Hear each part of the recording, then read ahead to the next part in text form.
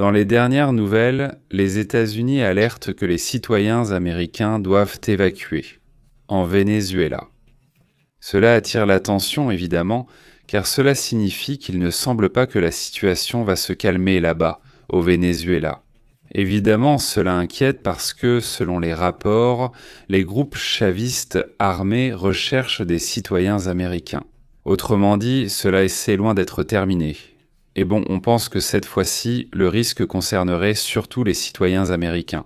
Évidemment, cela pourrait être une action directe de Diosdado Cabello, qui est précisément celui qui dirige les groupes.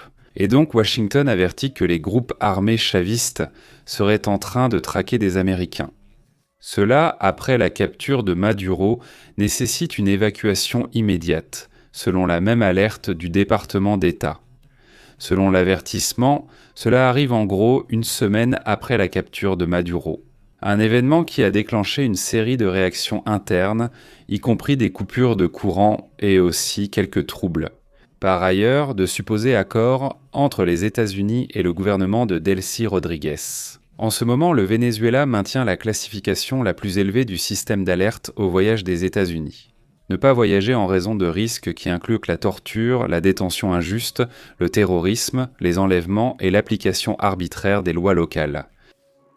Et il est bien connu que dans le communiqué officiel, il est précisé que ces groupes de miliciens, connus sous le nom de collectifs, ces personnes qui circulent à moto, installent des barrages, coupent des routes et fouillent les véhicules à la recherche de citoyens américains ou de sympathisants. Le gouvernement nord-américain a demandé à ses citoyens de quitter immédiatement le Venezuela et a également profité de la récente réouverture des vols internationaux. Et, depuis mars 2019, les États-Unis n'ont plus de service diplomatique au Venezuela. L'autre jour, nous vous disions que des membres du gouvernement des États-Unis se rendaient à Caracas pour relancer ou peut-être rouvrir ce qui serait l'ambassade. Fermée depuis 2019, une réaction du gouvernement vénézuélien existe déjà. Allons voir cette réaction, mais bon, la mission diplomatique, évidemment. À Caracas, malgré le climat tendu, il y a une délégation d'Américains menée par John McNamara, qui est arrivé à Caracas pour évaluer la situation et la possible réouverture de l'ambassade. Qu'a dit le gouvernement de Caracas? Y a-t-il une réaction de Delcy Rodriguez? Oui, le gouvernement de Delcy vient de se prononcer sur cette alerte, et il dit que cette accusation est fondée sur des récits inexistants, destinés à fabriquer une perception de risque qui n'existe pas. C'est-à-dire que le gouvernement niant tout. Il nie tout, non. Évidemment, ils attendent toujours la libération des prisonniers politiques. Les prisonniers politiques sont toujours incarcérés, ils en ont libéré quelques-uns, mais la grande majorité reste détenue, comme on l'a dit aujourd'hui dans un rapport que nous avons fait cet après-midi. Eh bien, les Vénézuéliens continuent de chercher la liberté, ils continuent d'essayer de mettre fin à ce régime. Aujourd'hui, de nombreux Vénézuéliens, de l'intérieur comme de l'extérieur, nous ont écrit et tous s'accordent. Le régime reste inchangé, voire pire. C'est-à-dire qu'il n'y a pas encore de changement. Et oui, tu peux célébrer la chute de Maduro. Mais évidemment, le régime se maintient. Et cela, maintient aussi beaucoup de gens dans l'incertitude. Des millions de personnes qui, en ce moment, ne savent pas, vivent dans l'incertitude de ce qui va se passer, si vraiment il va y avoir un changement ou non. Mais il y a même de la nervosité jusque sur les réseaux pour parler.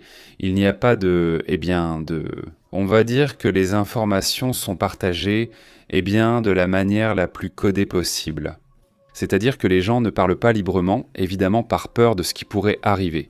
Et en ce moment, si on te voit avec un commentaire, une photo, n'importe quoi, si tu as célébré la sortie du régime, que ce soit au Venezuela ou même au Nicaragua, il peut même y avoir des problèmes assez graves. On a également révélé une série de situations autour de Caracas, où l'on observe des mouvements militaires, on observe des mouvements de ces collectifs. Non, ils ne se sont pas arrêtés, ils sont en train de s'armer. Il y a des images depuis le premier jour où l'on voyait comment ces groupes s'arment, avec l'aide des militaires. La situation est loin d'être terminée, les risques, les dangers politiques, les dangers armés restent un problème. L'infrastructure de santé est effondrée, les défaillances chroniques dans les services publics persistent également. Il y a un risque pour les étrangers et surtout la présence américaine. Plusieurs de ces groupes de journalistes étrangers ont également été signalés comme ayant été arrêtés. Ils les relâchent ou confisquent leur matériel et font effacer le contenu. Cela fait aussi partie de cette dynamique qui se maintient, car continuellement, comme tout régime répressif, cela reste exactement pareil. En ce sens, il ne semble pas y avoir de véritable changement. Eh bien, ce qui a changé, c'est qu'il n'y a plus ces petites danses que faisait Maduro et ce genre de détails. Non, c'est vrai. Mais fondamentalement, c'est la même chose, voire pire, parce qu'au moins, je ne sais pas, on ne ressentait pas autant de tension, on ne voyait pas ces groupes vérifier les téléphones portables pratiquement de n'importe quelle personne qui passait sur les routes. Il n'y a pas de vie la nuit au Venezuela, à Caracas, apparemment, d'après ce qui est rapporté. Eh bien, c'est une situation étrange. Une situation étrange. Et bien sûr, parce que maintenant, vous voyez que le problème est sérieux. Et maintenant, ils sont paranoïaques à l'idée de se faire attraper à tout moment ou qu'ils peuvent venir chercher l'un d'entre eux. En même temps, ils font un calcul, comme Maduro l'a fait sans succès. Penser que cela ne leur arrivera pas, qu'ils ne seront pas visés. Jusqu'à ce que ça arrive aussi, eh bien ça a été signalé, et ça c'est depuis le 2e jour, qu'ils ont utilisé certains types d'armes, des armes soniques ou d'autres armes, je ne sais pas lesquelles. Eh bien c'est un sujet qui aussi entre un peu dans le mystère et tout, parce qu'évidemment cela n'est pas révélé. Il existe des témoignages sur ce sujet, mais cela crée aussi une part de légende. Diverses situations évidemment. Oui, il y a eu de nouvelles armes, c'est évident. Et des témoignages sur de prétendus bourdonnements ont été recueillis, n'est-ce pas? Il y a aussi cette histoire d'une sorte d'arme sonique qui aurait apparemment été utilisée. Et donc tant qu'on y est, puisque nous sommes sur ce sujet, voyons voir parce que c'est ce qui se passe. Disons, dans le cadre de ce que gère Diosdado principalement, mais il y a une autre affaire qui est gérée directement par Delcio Rodriguez et qui attire aussi l'attention. Il semblerait donc qu'un défi encore plus grand s'annonce.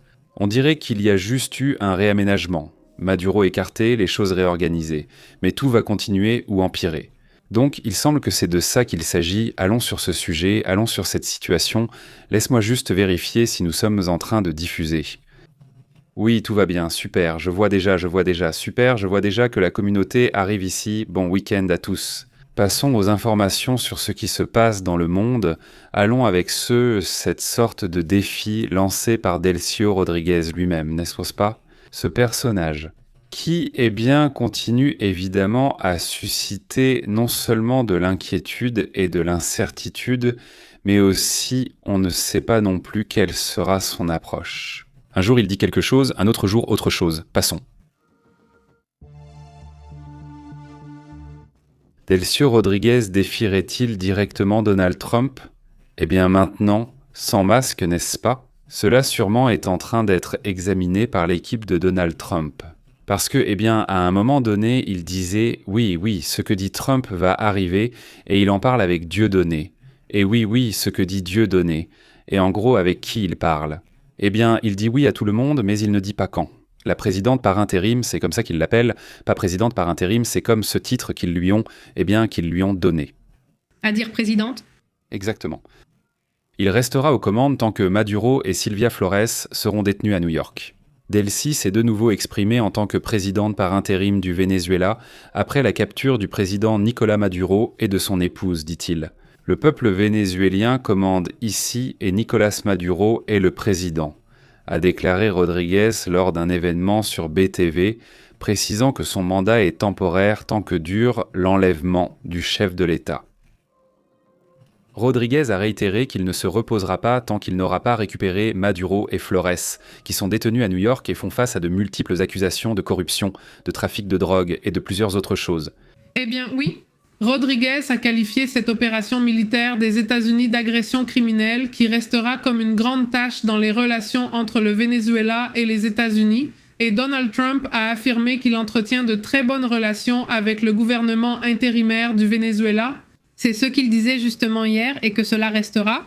En gros, qu'ils ont été très intelligents, qu'ils ont su travailler avec le gouvernement des États-Unis et que c'est justement pour cette raison qu'il avait annulé cette deuxième attaque qu'il avait prévue contre le Venezuela. Eh bien, Washington a aussi annoncé qu'il gérerait les ventes de pétrole vénézuélien et transférerait les revenus au pays au fil de leur génération. Eh bien, alors, ce qui va être intéressant ici, si Donald Trump pense toujours la même chose, s'il pense toujours qu'il fait des mouvements intelligents ou non, alors ce sera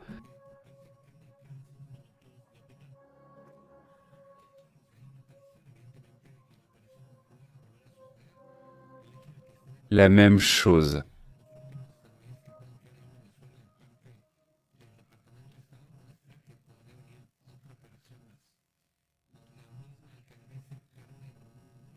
Trump continue de penser qu'il fait des mouvements intelligents. Trump lui-même, s'il continue de penser qu'il fait des mouvements intelligents, sinon ce qui semblait être un mouvement.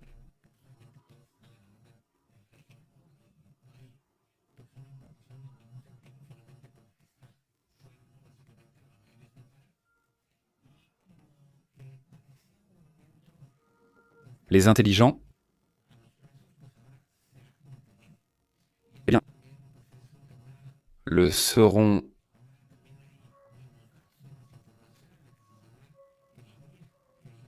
la même chose, Trump.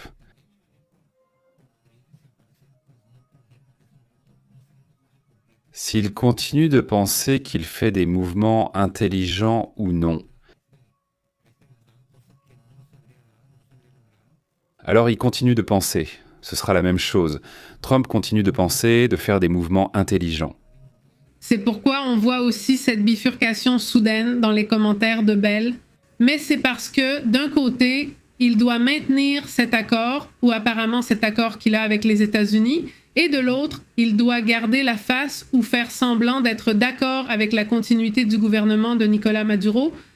Exactement. Et il doit jouer sur les deux tableaux. C'est vraiment le cas maintenant. Qu'entre l'épée et l'épée, comme on ne disait pas ici, ni le mur dans les commentaires, ce n'est pas ce qu'on disait ici. On disait qu'ils sont entre ça, entre l'épée et l'épée.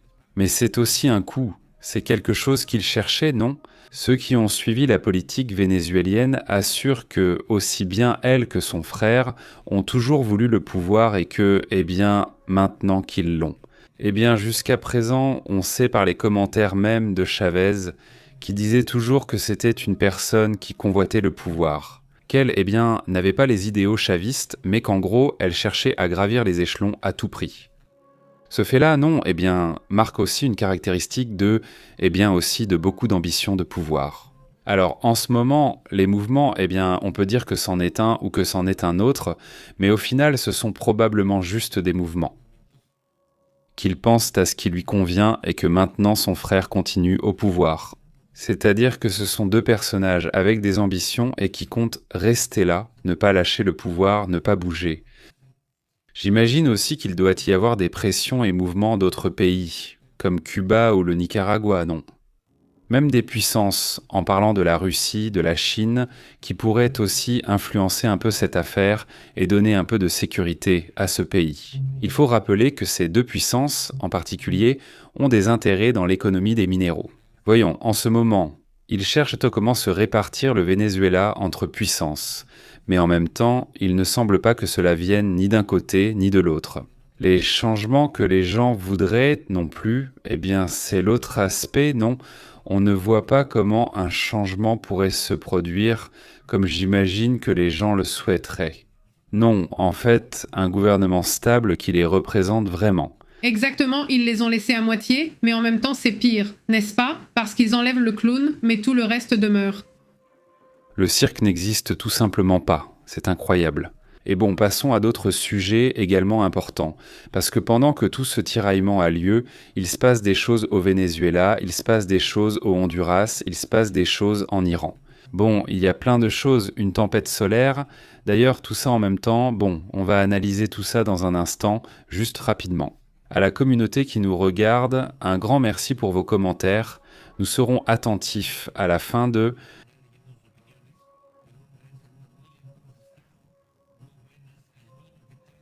Donc rapidement à ceux qui nous regardent, un grand merci pour vos au cas où.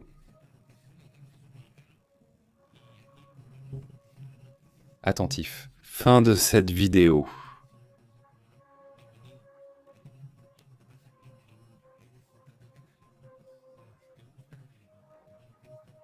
Ici, une communauté incroyable. Tu peux t'abonner si tu veux.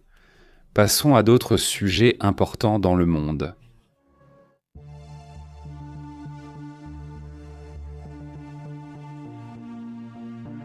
Avant de passer à un autre sujet, juste rapidement, regardez ces images curieuses. Cela se passe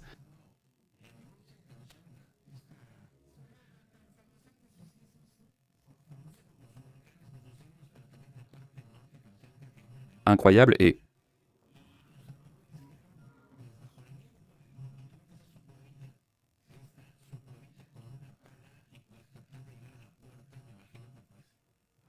s'abonner si la voiture, non? Eh bien, elle est tombée.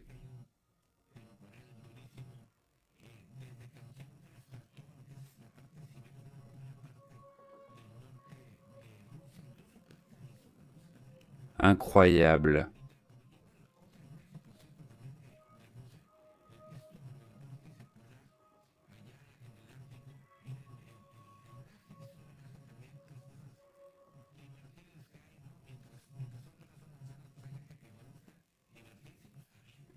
Qu'est-ce qui se passe là-bas? Il a sorti son petit chien pour se promener. Il a dit. Eh bien, autant lui faire son traîneau et voilà, au moins dans le quartier, il ne l'a pas promené dans le quartier. Qu'il se fatigue un peu. Et pendant qu'il fait une petite promenade par là, regarde juste le petit chien qui fait le tour. La Néo. Évidemment, ce sont des chiens déjà habitués, évidemment, aux températures de ces régions du monde.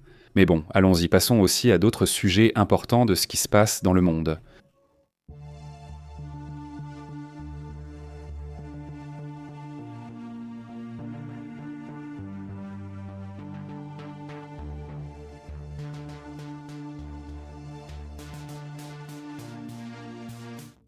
Il y a une tempête solaire en ce moment, et bon, vous savez, quand il y a des tempêtes solaires, il peut y avoir des situations intéressantes, surtout en pensant au climat spatial. En ce qui concerne les signaux, les aurores qui vont être visibles, d'ailleurs, à la hauteur de l'Angleterre, plus ou moins à cette latitude, on pourra observer les aurores boréales. Aujourd'hui, cette publication a été faite avant la tempête. Il y a déjà cette docteure scientifique qu'il faut aussi suivre, la docteure Tamita Stop, qui est là-bas.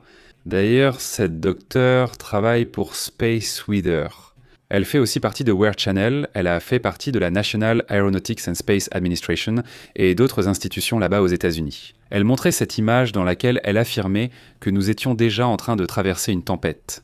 Tempête solaire totale, c'est le terme utilisé lorsqu'il y a déjà une tempête complète. Elle affirmait que nous étions déjà dans ce processus, que ce serait une G1 G2. La tempête solaire attendue est déjà là, elle arrive sur Terre. Elle traversait une période de sous-tempête causée par le vent solaire rapide. Nous attendions toujours, dit-elle, alors que débutaient donc des conditions de tempête géomagnétique totale. On attendait des niveaux G2, mais ils se sont finalement stabilisés autour des niveaux G1. Les aurores atteignent des latitudes comme le Royaume-Uni et le nord de l'Europe. Vous pourrez ainsi admirer ce spectacle du nord. La nuit, vous allez pouvoir observer ces tempêtes, ou plutôt ces aurores boréales. Pour Fernando et pour ceux qui nous regardent en Suède, ceux qui nous regardent là-bas au Royaume-Uni, dans ces endroits, eh bien, je vous adresse un énorme salut. Et si vous avez un ciel dégagé et qu'il n'y a pas beaucoup de lumière dans votre village, dans votre région, dans votre ville où vous vivez, vous pourrez sortir la nuit et admirer d'impressionnantes aurores boréales. Rappelez-vous qu'elles ne durent pas toute la nuit. Il faut être très patient, car elles peuvent durer 40 à 45 minutes avant de s'estomper et disparaître. Donc ce n'est pas toute la nuit, mais vous pouvez en profiter, vous pouvez sortir pour les voir, et si vous êtes patient, bien couvert, vous n'aurez pas trop froid, alors vous allez pouvoir en profiter. Les tempêtes solaires sont encore très intenses, car officiellement ce maximum solaire n'est pas encore terminé. Tous les 11 ou 12 ans, il y a un maximum solaire qui atteint la planète avec cette activité solaire et qui provoque tout cela. En théorie, cela devrait déjà être terminé, mais ce n'est pas officiellement terminé, ils n'ont pas encore déclaré la fin, ils doivent attendre une période de plusieurs mois pour dire que le niveau est en train de baisser. Nous sommes maintenant officiellement dans le processus du cycle qui va descendre, puis ensuite il remontera. Ce n'est pas parce que tu es dans un cycle bas qu'il n'y aura pas de tempête, il peut y avoir des tempêtes, comme quand il y a soudainement ces tempêtes surprises pendant des périodes qui ne sont pas censées être pluvieuses, eh bien c'est pareil. Ici aussi, il peut y avoir des tempêtes solaires très intenses, même, disons, pendant des cycles bas. En revanche, ce qui arrive, c'est qu'il y en a moins en quantité, il peut y avoir des tempêtes, même fortes, mais pas en nombre. Et ça aussi, c'est important, il faut le préciser rapidement, car il se passe d'autres choses dans le monde. Ce qui se passe, évidemment, en Ukraine, c'est que on affirme qu'aujourd'hui, une base pétrolière russe a été attaquée par l'Ukraine, une base pétrolière. Avec cette stratégie, donc, de diminuer le potentiel énergétique de la Russie et d'essayer, de freiner, même un peu, la machine russe dans ses attaques. En Ukraine. Exactement, selon le rapport de l'état-major général de l'Ukraine, ils auraient attaqué ce qui est une raffinerie et une base pétrolière dans la région de Volgograd, qui se trouve en Russie. L'état-major général a assuré que l'objectif a aussi été atteint, de plus sur un territoire sous contrôle russe. Dans la région méridionale de Zaporizhia, un entrepôt de drones appartenant à l'unité de la division autorisée a également été touché. 19 fusiliers russes auraient aussi frappé un poste de commandement et de contrôle de drones dans la zone, précisément à Donetsk. Eh bien, l'attaque se concentre principalement dans cette zone, pas dans la partie sud-est de l'Ukraine, qui est là où les opérations ont eu lieu. Des attaques ukrainiennes, pas russes. La situation donc devient aussi, je ne dirais pas plus intense, parce que simplement la guerre ne s'arrête pas, elle n'a pas de pause. Parfois, il y a quelques jours avec moins d'attaques, mais évidemment, la guerre continue. Aujourd'hui, le gouvernement ukrainien a envoyé un message à l'Iran, enfin aux manifestants iraniens, en leur apportant son soutien et en demandant à la communauté internationale de soutenir les manifestations. Eh bien, voyons ce qui va se passer, parce que je pense que cette fois-ci, ces manifestations ont vraiment attiré beaucoup d'attention, à tel point que même l'Union européenne s'est exprimée sur le sujet et que Trump lui-même a déjà lancé des avertissements. Nous allons maintenant parler de ce que le New York Times a révélé concernant ces mouvements qui pourraient venir de la part de Trump et des États-Unis envers l'Iran. Aujourd'hui, le Wall Street Journal a déjà fait une analyse et a également publié une fuite très intéressante. Ensuite, il y en a eu une autre, après celle du New York Times, très intéressante aussi. Il faudrait en discuter. Et il semble donc imminent qu'il y ait quelque chose qui vienne des États-Unis, si les opérations se déroulent ainsi. Mais nous allons voir tout de suite de quoi il s'agit. Qu'est-ce qui semble vraiment devoir arriver et qu'est-ce qui ne semble pas devoir arriver? Parce que plusieurs sites de renseignement, qui sont généralement très précis lorsqu'une attaque se prépare, ne semblent pas, voir cela d'après les informations qui leur parviennent. Quelque chose va se passer, mais cette fois, aucun mouvement clair n'est visible. Ou alors ils le font de manière trop subtile, ce qui peut aussi arriver et rendre la chose surprenante, ou bien il ne se passe tout simplement rien. Et c'est beaucoup de bruit pour rien. Juste pour mettre la pression sur le régime iranien. Mais peut-être qu'en fait, il n'y a rien derrière tout ça, non? Cela pourrait aussi être une autre situation. Passons à d'autres sujets importants.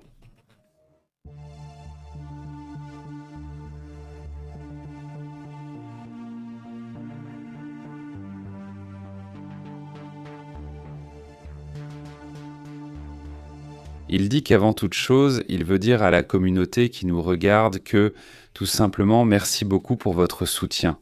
Si vous voulez nous soutenir, c'est juste en bas. Dans la description, il y a plusieurs façons. Voilà, nous avons un PayPal, nous avons un compte Oxo, et puis ici même sur YouTube. Je parle du Super Chat parce qu'au final, c'est une chaîne d'actualité internationale indépendante. Et c'est la communauté qui rend ce projet d'information possible et durable. Donc, je suis reconnaissant envers la communauté qui nous soutient et en vérité, c'est un effort qu'ils font. Certains non, et ce petit groupe qui le fait. Je leur suis aussi très reconnaissant de pouvoir le faire et de nous soutenir de cette manière. En vérité, c'est un sujet auquel nous avons consacré des années. Même les week-ends, comme aujourd'hui, samedi et demain dimanche, nous ne nous arrêtons pas. Et c'est un sujet qui, je ne sais pas si c'est durable, peut-être que ça ne l'est pas. Quant à savoir s'il faudra se reposer de temps en temps, s'il ne faudra pas prendre quelques jours à un moment donné, mais comme on dit, il y aura du temps pour ça, non? En attendant, On va continuer à profiter des nouvelles. Mais bon, passons à d'autres sujets, abordons aussi d'autres points importants de ce qui se passe dans le monde. Passons donc précisément à ce qui se passe avec ce tract. Allons-y.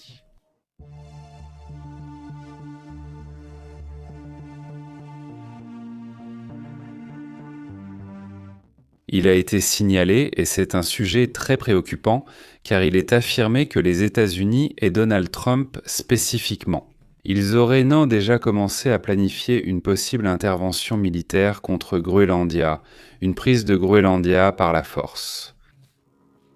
Beaucoup de choses se passent ici, mais on peut commencer par ça si tu veux. Eh bien, selon plusieurs médias, ce sont eux qui rapportent cette information. Ce Donald Trump avait ordonné à ses commandants des forces spéciales, comme les Delta, d'élaborer un plan pour une invasion du Groenland.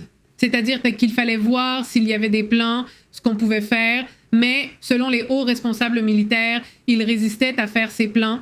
Au bout du compte, le Danemark n'est pas un ennemi, c'est un allié, membre de l'OTAN. Voilà. Plusieurs républicains ont également rejeté ouvertement cette idée de Donald Trump. Ils ont été catégoriques. Les républicains ont simplement dit que ce n'est pas possible et que cela ne doit pas se faire parce que, d'accord, tu gagnes un territoire qui nécessiterait des années, certains pensent même des décennies, pour devenir rentable. Il y a des zones où il y a 1, 2, voire 3 kilomètres de profondeur de glace. Autrement dit, ce serait extrêmement coûteux, un coût qui serait vraiment trop élevé. Parce que beaucoup de pays diraient des choses comme « je ne peux plus faire des affaires avec un pays qui attaque même ses amis ».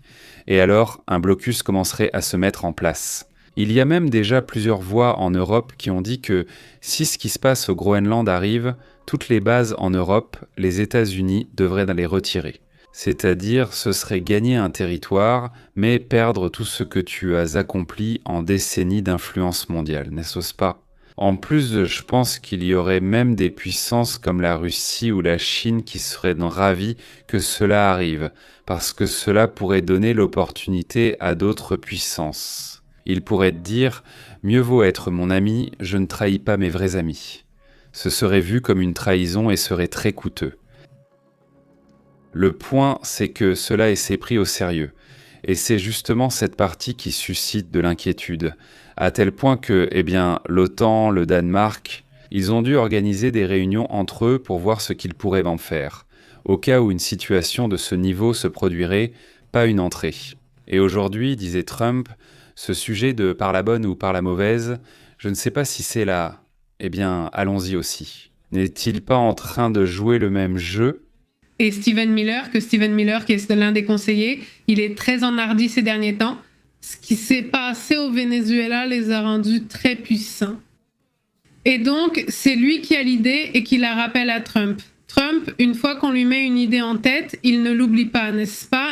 Et Stephen Miller, en gros, souffle sur les braises et, comme on dit, jette de l'huile sur le feu. Il en rajoute pour que cette idée continue. Plusieurs militaires affirment tenter de détourner la conversation et de lui dire « il vaut mieux arrêter ça, les pétroliers de la flotte fantôme de la Russie. Il vaut mieux faire ceci, il vaut mieux faire cela. » Mais Stephen Miller continue d'alimenter le feu, de jeter du charbon, du bois au feu, comme on dit. Et c'est pour ça, pas parce qu'il se sent très en avance, mais à cause du succès qu'ils ont eu avec Nicolas Maduro. Mais bon, maintenant, on sait que ce succès était en réalité mitigé. Non, il leur manquait 2 personnes là-bas. Et je dis, le point c'est que leur coup a fonctionné. Trump avec la question Maduro, même si de nombreux pays amis des États-Unis, comme l'Angleterre, la France, l'Allemagne, etc., ont critiqué ce mouvement. Ils l'ont critiqué, mais ils ont dit que c'était bien parce que tu as eu Maduro, mais mal parce que c'est comme ça qu'on nous fait les choses, etc., etc. Le point c'est que, voilà. C'est justement pourquoi ils l'ont fait, car ils savent qu'un tel mouvement suscite la tentation d'en lancer un autre. Mais pour un autre intérêt, que ce soit Groenlandia, le Mexique, ici ou ailleurs, ils commencent à regarder ailleurs. Aujourd'hui, on les leur donne. Les démocrates ont envoyé un message à Marco Rubio pour qu'il ne leur vienne même pas à l'idée de faire des mouvements au Mexique, a-t-il dit, parce que ce serait une erreur grave, ce serait un danger pour les États-Unis. Ils ont dit que ce serait un désastre. C'est le mot qu'ont utilisé les mêmes républicains, les mêmes membres du Congrès, qui ont aussi averti. Donc, et c'est un sujet dont tu parlais l'autre jour. Et pour qu'un pays puisse vraiment prospérer et devenir une puissance, il faut avoir des amis parmi ses voisins. Tes voisins ne peuvent pas être tes ennemis, parce qu'alors, tôt ou tard, ils vont te causer un grave problème et tu ne pourras pas prospérer, ils ne te laisseront pas prospérer. C'est pour ça aussi que cette partie-là, comme la Russie par exemple, a eu beaucoup de mal à prospérer. Parce que, évidemment, tant que tu es en train de te battre avec tes ennemis et que tu dépenses, eh bien, comment veux-tu prospérer ? Peu importe la quantité de terre et de ressources que tu possèdes. De même, la Chine n'a pas la vie facile. Elle a déjà eu ses problèmes avec la Russie, même si en ce moment ce n'est pas le cas. La Corée du Nord est armée jusqu'aux dents, elle n'a pas la même puissance militaire que la Chine, évidemment, mais elle a quand même une certaine puissance. Disons qu'elle a beaucoup d'ennemis puissants autour d'elle. Les États-Unis ont 2 pays qui ont toujours été pacifiques avec eux, surtout à l'époque moderne. Mais si les choses continuent à se polariser, on a déjà vu ce qui s'est passé avec le Canada, non ? Le Canada aussi est déjà en alerte, il ne sait plus trop. Il organise de plus en plus de réunions avec la Chine. C'est dangereux que tes voisins se rapprochent de ton pire ennemi. N'est-ce pas, ma belle ?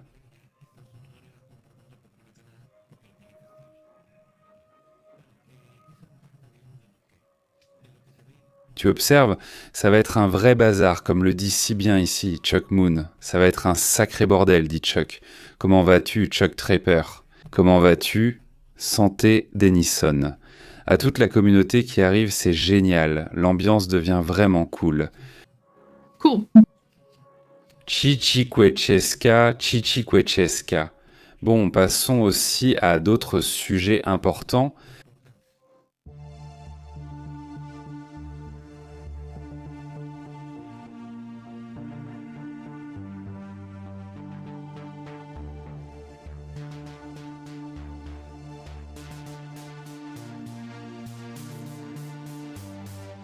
Un sujet aussi curieux, juste avant de passer à un autre des thèmes principaux d'aujourd'hui.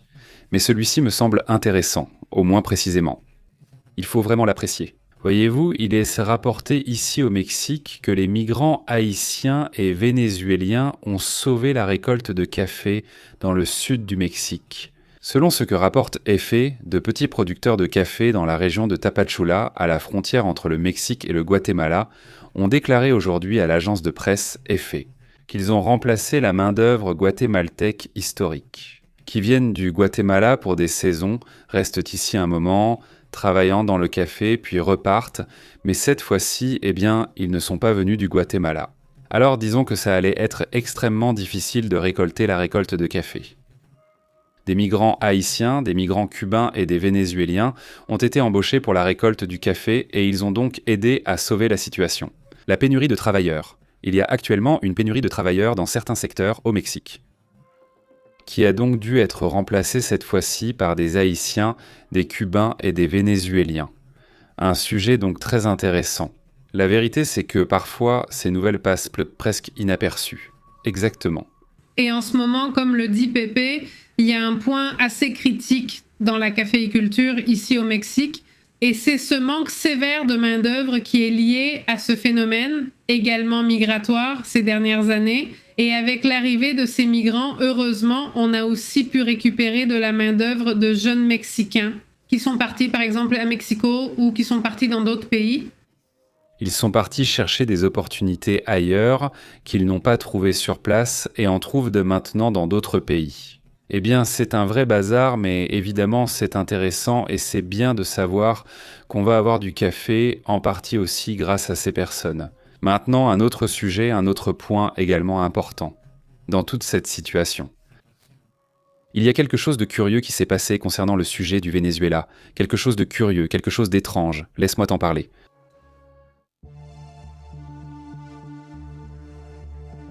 D'après ce qui est rapporté, lors de l'attaque menée par les États-Unis, il y a eu une attaque au Venezuela dont on a très peu parlé.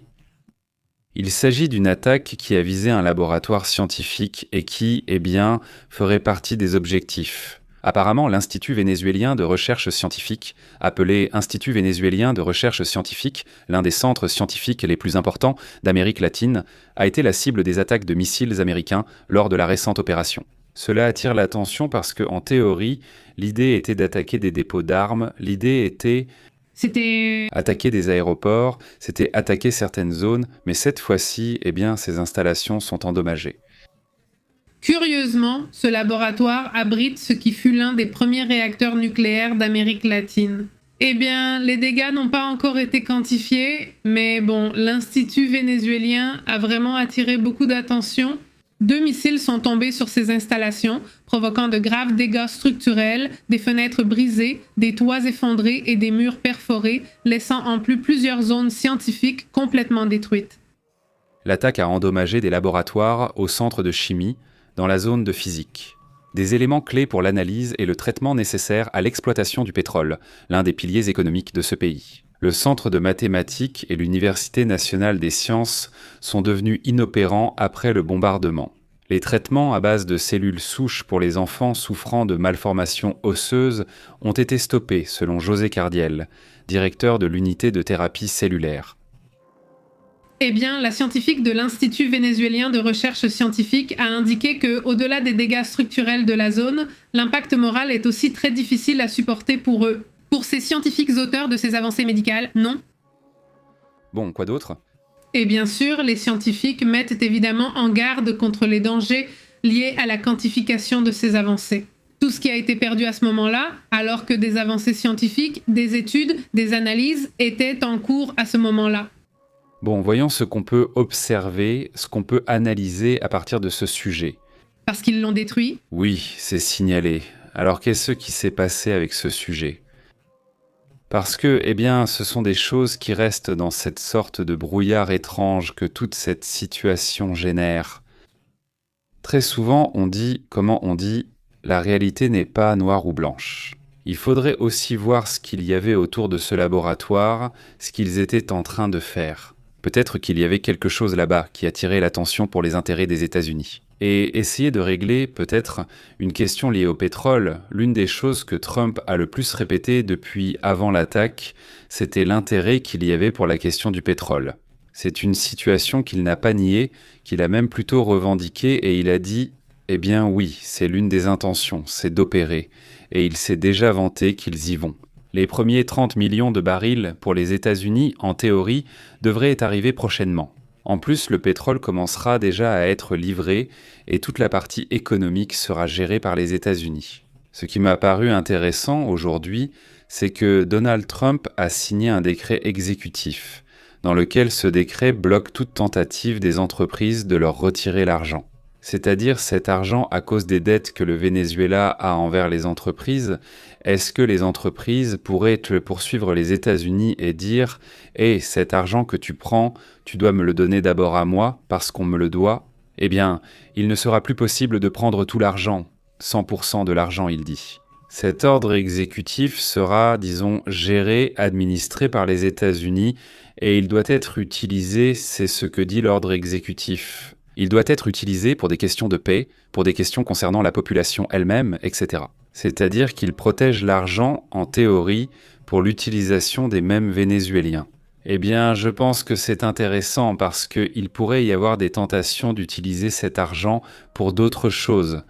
Bien sûr, il ne faut pas non plus être trop naïf à ce sujet. C'est-à-dire, évidemment, cet argent, en étant administré par Donald Trump, ce n'est pas comme si l'argent allait arriver directement et qu'ils allaient en se leur donner de l'argent en main propre. Cet argent servira à acheter des produits aux États-Unis. Et ces produits seront ensuite envoyés là-bas, au Venezuela. Tout cela est financé par le pétrole vénézuélien. Alors les salaires, l'envoi, tout ce qui est impliqué, tout ce processus d'expédition des produits là-bas vers le Venezuela. Qu'il s'agisse de médicaments, de nourriture ou de tout ce dont le Venezuela a le plus besoin, tout cela sera envoyé là-bas grâce à ce pétrole. Donc voilà, c'est un sujet dont on espère qu'il fonctionnera et qu'il aidera vraiment. Maintenant, il faudrait analyser s'ils vont avoir des surcoûts. Ce qui est très probable, ces choses qu'on sait déjà comment elles sont gérées. Pas tout à fait. Puisque nous évoquons le Venezuela, le sénateur Rick Scott a adressé un avertissement à Nancy Rodriguez. Il mentionne Nancy Rodriguez. Elle doit être avertie que nous attendons d'elle qu'elle garantisse la sécurité de tous les Américains au Venezuela et qu'elle les protège de tout danger. Le monde observe. D'accord, alors, jusqu'à présent. Et la réaction. C'est-à-dire, Rodriguez lance le défi et Rick Scott... Le sénateur, donc, lui avertit de prendre soin des Américains. D'accord, Rick Scott. Alors il lance l'avertissement de « Bon, on se calme ou calme tes troupes. Non. Calme tes gens parce que, eh bien, non, oui, bon, voilà, c'est tout maintenant. » Ce n'est pas un avertissement direct de Donald Trump. Je pense que si ça continue comme ça, parce que c'est le département d'État, et donc ça va directement avec Donald Trump. L'information, donc je pense qu'il pourrait aussi y avoir une réaction dans ce sens. Salut, comment vas-tu, Francisco, Tapatia Caribé, à toute la communauté qui arrive, merci beaucoup. Passons donc à d'autres sujets également importants.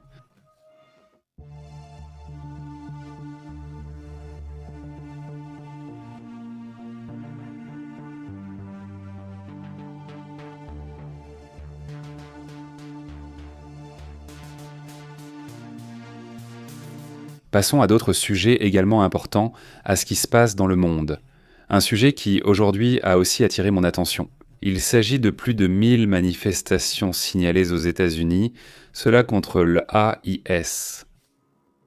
Ce sont des manifestations qui sont programmées et dont certaines ont déjà eu lieu, mais la plupart sont prévues.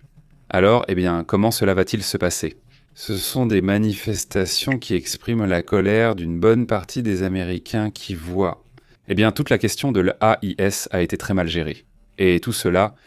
Exactement. La coalition nationale de groupes qui organise des organisateurs, tout comme ils ont organisé celui de No Kings, eh bien maintenant, ils organisent celui-ci qui s'appelle le Week-end d'action AIS, Out for Good.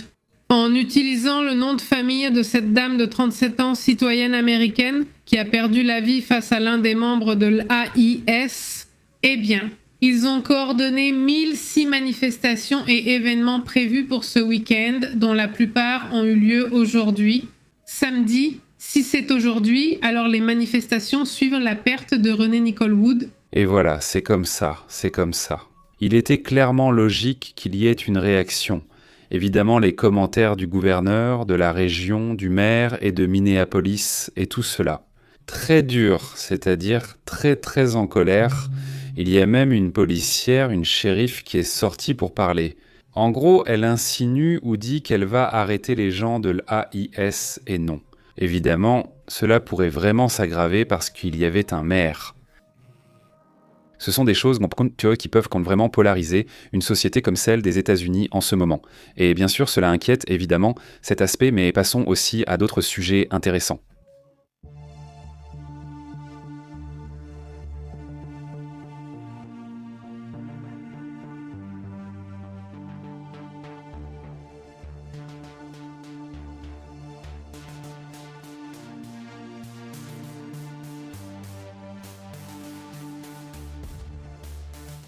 Eh bien, on vit une situation terrible, dans laquelle on essaye de faire une sorte de coup d'État ou d'auto-coup d'État au Honduras. Le Honduras vit en ce moment une situation terrible. Dans des pays comme le Guatemala, le Costa Rica, le Paraguay, le Pérou, la République dominicaine, l'Argentine et la Bolivie, ils ont publié ce communiqué conjoint. Eh bien, pour rejeter ce décret que Xiomara Castro cherche à ordonner, donc, encore une fois, un recomptage dans le but d'annuler les élections. Il semblait que cela avait été réglé. Il semblait déjà que tout était résolu. Et puis, tout à coup, il semble que la présidente Xiomara ait d'autres informations et veuille annuler les élections parce que sa candidate n'a pas gagné. Et cela, eh bien, ce serait pratiquement un autocoup d'État, c'est-à-dire ne pas accepter qui a gagné. Et il semblait que c'était à cause de la pression venant des États-Unis. D'ailleurs, Donald Trump. Là-bas, il a de nouveau lancé un autre message en disant « Attention à ce que vous faites là au Honduras, parce que si vous ne respectez pas les élections, il y aura des conséquences. » Eh bien, cette pression semblait avoir un peu équilibré les choses. Mais maintenant, ce communiqué sort, parce qu'il y a une intention claire du gouvernement actuel du Honduras, eh bien, de faire un autocoup d'État. Exactement. Donc, pour une candidate qui n'est même pas arrivée en deuxième position, elle est arrivée en troisième place et assez loin des deux premiers, ceux qui avaient le plus de voix, voilà. Selon ce que l'on sait, la résolution parlementaire a été impulsée vendredi par la majorité proche du gouvernement et dirigée par Louis Redondo, président du bureau directeur. La séance s'est tenue sans la présence de plus de 70 députés de l'opposition. Là-bas, au Honduras, ceux qui ont dénoncé qu'ils n'ont pas pu entrer dans l'hémicycle. Le Parlement a fait valoir qu'il cherche à revoir plus de 19 000 actes électoraux considérés, selon le gouvernement, comme non achevés, pas complètement dépouillés. De son côté, le Conseil national électoral a déjà déclaré Nasri Asfoura président élu le 24 décembre et a également publié les résultats des mairies et des députations. En fait, il me semble même que les militaires ont assuré qu'ils allaient soutenir la décision du Conseil national électoral. Eh bien voilà le problème, les controverses continuent au Honduras, nous resterons attentifs à ce qui se passe. Et donc, amis du Honduras, laissez votre commentaire s'il vous plaît, dites-nous comment vous voyez la situation, évidemment, c'est vraiment grave, n'est-ce pas? La tentation apparemment de cette Xiomara, c'est d'annuler les élections, n'est-ce pas? Et voir si dans l'une de ces situations, elle pourrait revenir ou imposer sa candidate. Je ne sais pas avec quelle force ni quelles intentions, mais cela ressemble clairement à une sorte d'autocoup d'État. Et c'est la crainte, du moins c'est comme je le vois, c'est la crainte qu'ils ont qu'il y ait un changement de gouvernement, disons, et qu'on commence à examiner et à vérifier les comptes. Et comment gèrent-ils les choses qu'ils doivent cacher au sein du gouvernement sortant actuel du Honduras? Au point d'être obsédés à rester au pouvoir? Non.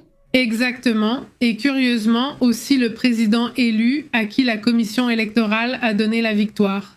Nasri Asfoura, eh bien, il va se rendre demain dimanche aux États-Unis, il va rencontrer la Banque interaméricaine de développement et il prévoit aussi d'observer comment fonctionnent les Américains.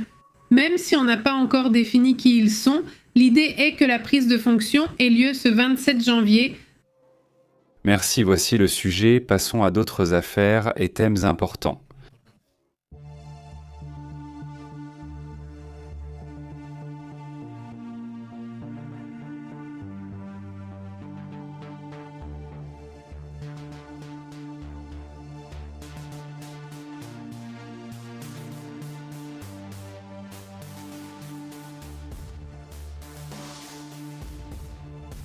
Il y a un rapport sur un séisme qui se serait produit près d'Israël, ils en parlent en ce moment, alors allons dans le détail, n'est-ce pas?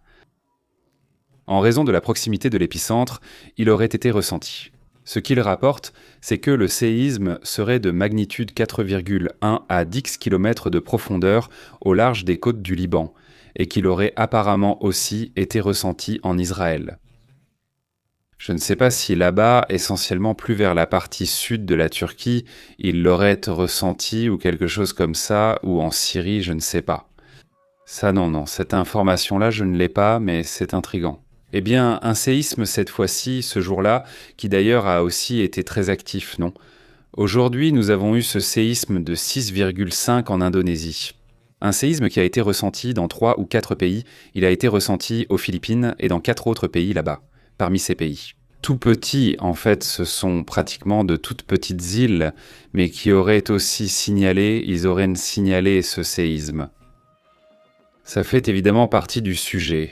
Celui d'Indonésie n'étonne pas vraiment, c'est l'Indonésie, mais celui face à Israël, oui. Pourquoi? Parce que c'est étrange. Ce type de séisme est peu courant. Pas qu'il soit impossible, simplement, il ne se produise pas tous les jours. Évidemment, nous n'allons pas passer à d'autres sujets, non, celui-ci aussi est important. Qu'avons-nous d'autre? Il se passe quelque chose en Thaïlande.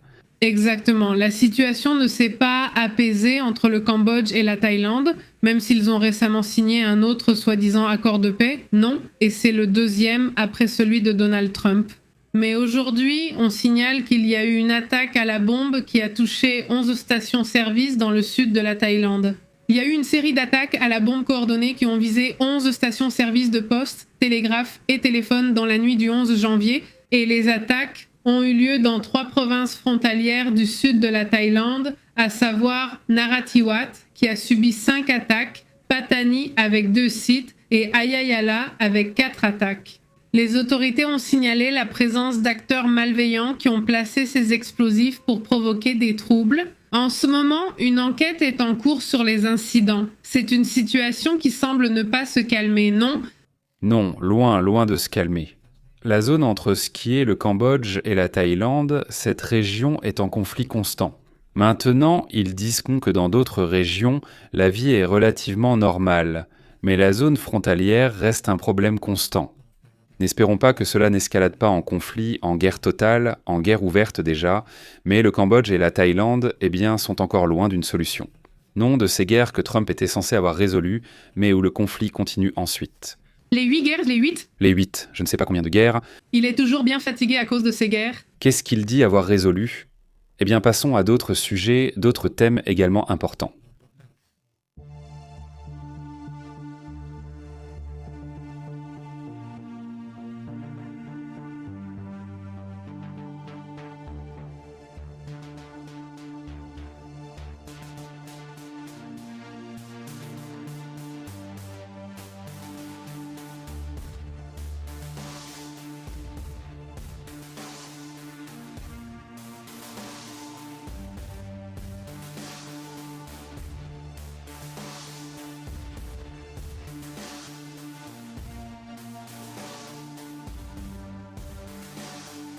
L'Iran entre, selon ce qu'on dit, dans une phase finale, et cette phase consiste en un changement à l'intérieur de l'Iran.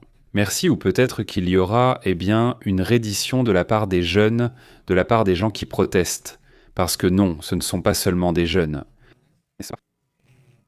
Ils assurent que ceux qui protestent pourraient n'en tenir 2 ou 3 jours, au maximum un peu plus, et qu'après cela, il y aura de la fatigue, selon eux, et ils commenceraient à se disperser.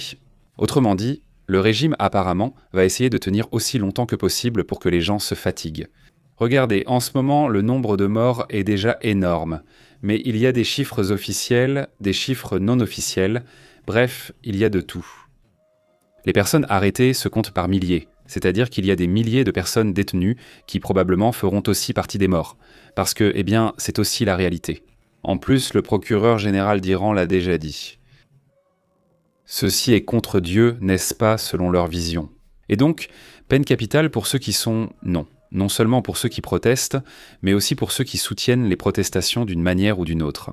C'est-à-dire, c'est déjà la répression totale, la répression finale. C'est pour ça que je dis que c'est une phase finale. Ce qu'on vit en ce moment est une phase finale. Et on parlait d'un soi-disant message qui venait de Massoud Pezeshkian. Hier, on a dit que Massoud Pezeshkian, le président iranien, allait démissionner. Aujourd'hui, on avait annoncé un message à la nation. Mais jusqu'à présent, à notre connaissance, aucun message n'a été diffusé. Le Wall Street Journal disait qu'il préparait déjà des attaques contre l'Iran, mais maintenant le New York Times dit autre chose, non ? Le New York Times dit aussi qu'il serait en train, non pas d'opérer, mais de réfléchir aux options que les États-Unis auraient concernant ce pays. Donc au final, quelle est la mise à jour ? Qu'est-ce qu'on peut voir ? Il y a quelques instants, le prince héritier Pablani est sorti pour délivrer ce message qui lui a été très utile. Ça donne un certain élan aux gens, même s'il faut rester très réaliste. L'Iran a différents groupes, ils ne sont pas tous pareils, ils ne sont pas tous de la même religion. Et il y a certains groupes qui ne sont pas très satisfaits de la monarchie, parce qu'ils n'ont pas vécu la monarchie de la même façon que dans d'autres régions du pays. Mais bon, ce personnage continue de dire que son intention n'est pas de gouverner l'Iran, qu'il servirait simplement d'intermédiaire en attendant qu'un gouvernement soit mis en place. Aujourd'hui, il a lancé un message en disant « Sachez que vous n'êtes pas seul. Vos compatriotes dans le monde entier proclament fièrement votre voix, car vous avez sûrement vu les images de leur présence nombreuse et massive sur vos écrans de télévision. Le monde aujourd'hui soutient votre révolution nationale et admire votre courage. Le président Trump, en particulier en tant que leader du monde libre, a observé attentivement votre violence indescriptible, votre courage et a annoncé qu'il est prêt à vous aider.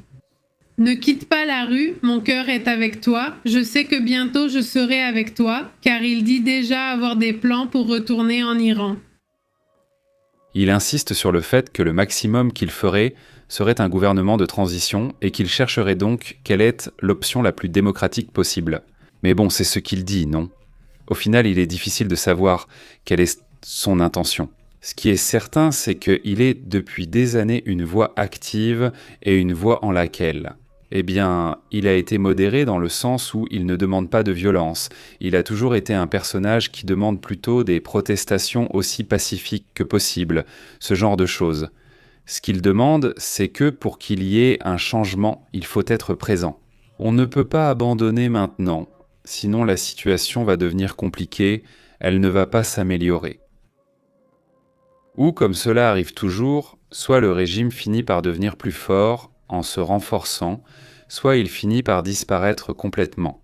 Et c'est le point où l'on en est en ce moment. Et voilà, cette personne, elle ne prie pas, elle ne dit pas un mot, et en fait, ce qu'elle est devenue, c'est une sorte de leader depuis l'extérieur. Maintenant, ce qui est intéressant ici, c'est que à l'intérieur, beaucoup sont là, disons, et affrontent la situation sur place. Eh bien, il y a beaucoup d'images très dures. Aujourd'hui est sortie l'image de la morgue montrant la situation. Évidemment, c'est très difficile, n'est-ce pas? Il y a aussi des images où ils ont essayé d'identifier qui sont ceux qui tirent. Donc il y a déjà des images de plusieurs personnes qui commencent à tirer avec différents types d'armes. Oui, il y a aussi beaucoup de matériel dans le sens où, à l'avenir, toutes ces personnes qui ont attaqué des civils pourraient être jugées. Oui, c'est un sujet très difficile. Une phase peut-être la dernière, du moins de cette étape ou de ce moment que vivent les manifestations. Tu te souviens que celui-ci allait sortir? Eh bien, finalement, il n'est pas sorti. Oui, je le mets, c'est super bizarre. Tu viens de le commenter? Oui, je le mets, celui-ci aussi. Reza Pablani affirme aussi que le gouvernement iranien actuel fait face à une grave pénurie de mercenaires. Pour faire face aux millions de personnes qui sont dans les rues, parce que c'est ce qu'il dit, tant qu'ils seront des millions, ce sera très compliqué pour le gouvernement de contrôler la situation, dit-il. Beaucoup de forces de sécurité ont déjà quitté leur poste de travail ou ont désobéi aux ordres. Aujourd'hui, il s'agit d'un militaire avec la photo de Donald Trump. Ils demandèrent de l'aide, qu'ils n'allaient plus sortir et certains étaient là pour contrôler, ou plutôt, ils ont ôté la vie aux manifestants. Le problème que je vois en ce moment, et j'espère que ce ne sera pas le cas, mais il y a un ordre qui est en train d'être publié, je pense que c'est aussi pour leur faire peur. Mais il y a un ordre qui a été très public aujourd'hui, que pour l'instant, ceux qui se sont chargés de leur tirer dessus, ça a été soit la police, soit des mercenaires, comme ils disent. Mais maintenant, on parle du fait que l'armée pourrait intervenir officiellement, que les militaires pourraient entrer dans les rues. Et ça, c'est super dangereux, parce que là, ça peut vraiment se compliquer. Espérons que s'ils reçoivent d'ordre, ils ne l'exécutent pas, non? Je veux dire qu'ils ne se laissent pas emporter par cet ordre, non. Et cet ordre, alors, ou c'est la fin de ce régime, ou bien ce régime va devenir encore plus autoritaire et il va se maintenir avec ses griffes. Alors, c'est compliqué. Ce qui vient, les manifestations nous ont offert des images vraiment saisissantes du groupe. Eh bien, courageux. Et maintenant, on parle déjà d'incendie de banque, d'incendie de ceci. Institutions. Bureau du gouvernement, etc. Non, ou alors oui. Il y a des zones, par exemple, dans la région natale d'Alicante, où ils disent que ça ressemble littéralement à une zone de guerre, c'est-à-dire qu'il n'y a pas beaucoup de bâtiments détruits en journée, il n'y a absolument personne dans la rue. Par exemple, hier, une voiture du gouvernement est sortie dans la rue avec un de ses mégaphones. Il disait aux propriétaires de bazar, à ceux qui vendent, d'ouvrir, s'il vous plaît, qu'ils devaient retourner à leur vie normale, mais non, ils n'ont pas voulu ouvrir. Je pense que cette partie aussi, c'est pourquoi je dis que c'est une phase finale, parce qu'aujourd'hui commence officiellement la grève des travailleurs du pétrole. Sans pétrole, sans les marchés ouverts, sans une partie de la police en service. Eh bien, il ne leur reste plus qu'à démissionner, n'est-ce pas? En fait, ce qu'ils peuvent faire, c'est démissionner, partir, c'est tout. Il y a déjà un plan d'évasion, un plan de sortie pour le chemin parcouru, et donc, eh bien, c'est une possibilité. Évidemment non, parce que maintenant, même les travailleurs du pétrole arrêtent déjà de travailler. Et je dis clairement, eh bien, cela signifie beaucoup pour un pays qui dépend autant du pétrole. N'est-ce pas? Je pense que ça rend nerveux d'autres endroits du monde, n'est-ce pas?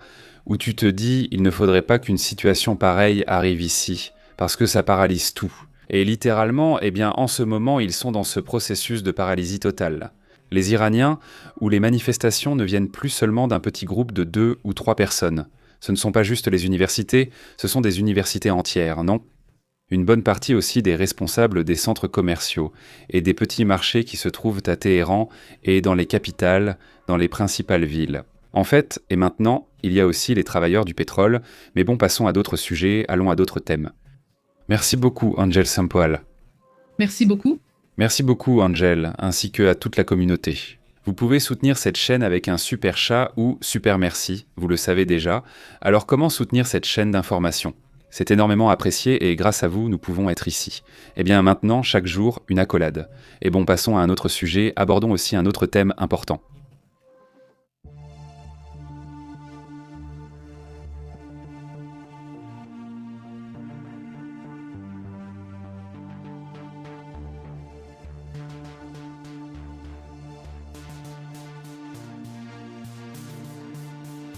Au revoir aux commentaires. Nous continuons d'analyser la situation, car la nuit pourrait être longue et la transmission nécessaire. C'est ce que je pense, non ?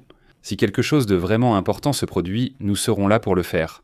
D'ailleurs, ici, point à part, il fait 10 degrés Celsius. Il fait froid, vraiment froid en ce moment ? Demain dimanche, il sera temps de descendre au cœur de la nuit. Il fera environ 6 degrés. Oui, il va faire bien froid le matin et avec l'humidité, la sensation sera encore plus froide que les 6 degrés, donc, eh bien, ça va être intéressant. J'imagine que pour le centre du pays, ça devrait déjà être le cas aussi. Le froid doit arriver au Texas, là-bas, en Californie, dans toute la région, le froid doit être en train d'arriver. Merci beaucoup Lily, bienvenue en tant que membre de la chaîne. Merci beaucoup aussi à Lily. Salutations Lily, comment vas-tu ? Très bien. Et donc, quoi d'autre ? Que dit la communauté ? Comment ? Salutations à Sapon, la Méditerranée. Zéro divin, salutations. Salutations. D'accord ? Dit Frank Games, la pépilla part comme ça. Ma question, la Russie et la Chine réagiraient-elles si les États-Unis attaquaient encore l'Iran ? Je ne pense pas. Elles ne l'ont pas fait la première fois. Sinon, ils ne l'ont pas fait. Ils ne l'ont pas fait avec la Syrie, c'est-à-dire le rapport avec la Syrie vient des Russes. Ils n'avaient pas leur base là-bas. Ils avaient, eh bien vous savez, toute cette activité comme ce que faisaient-on les Russes. Quand les rebelles ont commencé à avancer dans toute cette zone, ils tiraient en l'air juste pour qu'ils ne s'approchent pas. Et les rebelles, eh bien, ont aussi compris cela comme un signe de « nous ne voulons pas la guerre ». Et il ne s'est rien passé de plus, la Syrie, qui pendant des années avait soutenu le dictateur de la région. Ne pas avancer au hasard. Les mêmes Russes, et à un moment donné, ils ont dit « bon, nous ne voulons plus être ici ». La position n'était pas tenable. Et ils sont partis.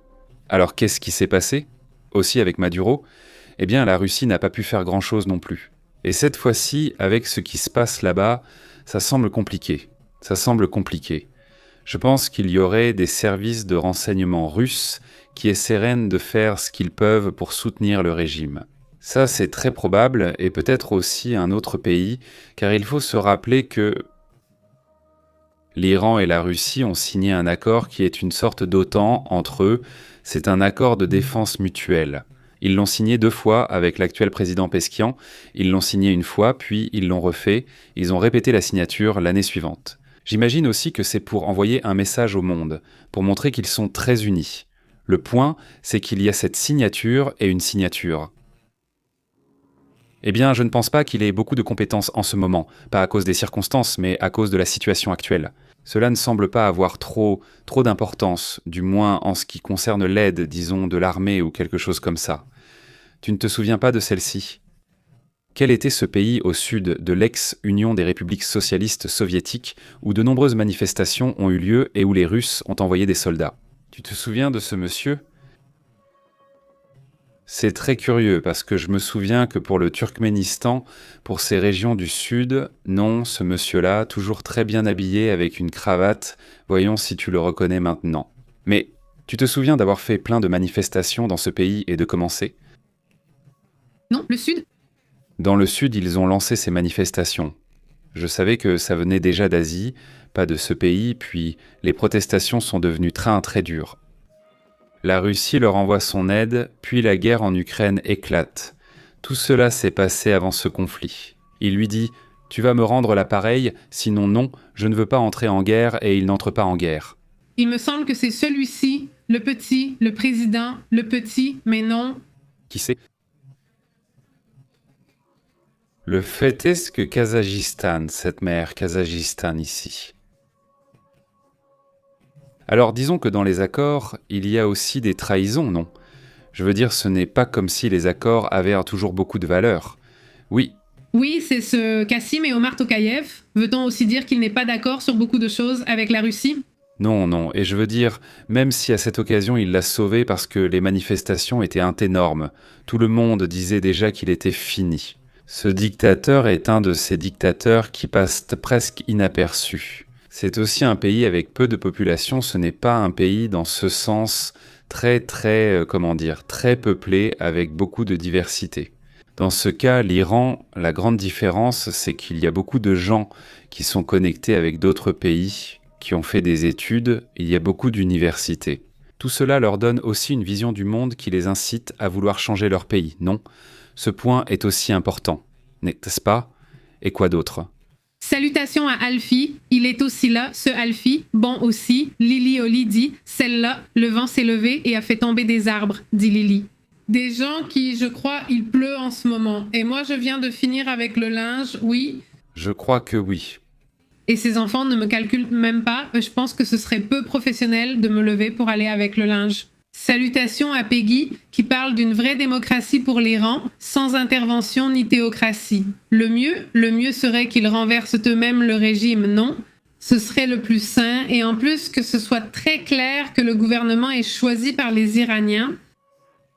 Salutations à Gérès, comment vas-tu? À Monsieur X et José Saraté, il dit qu'il fait 8 degrés chez lui, mais tout va bien, il aime le froid. Salutations, Saraté. Salutations, Saraté. Salutations à Pixel 4. Il dit aussi, tu as déjà éternué, santé, argent, amour, toujours, dit Leonardo, dit Tripep.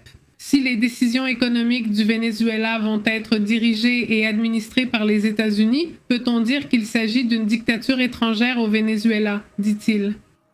Ma maison de grès, mais tranquille. Ça me fascine le froid.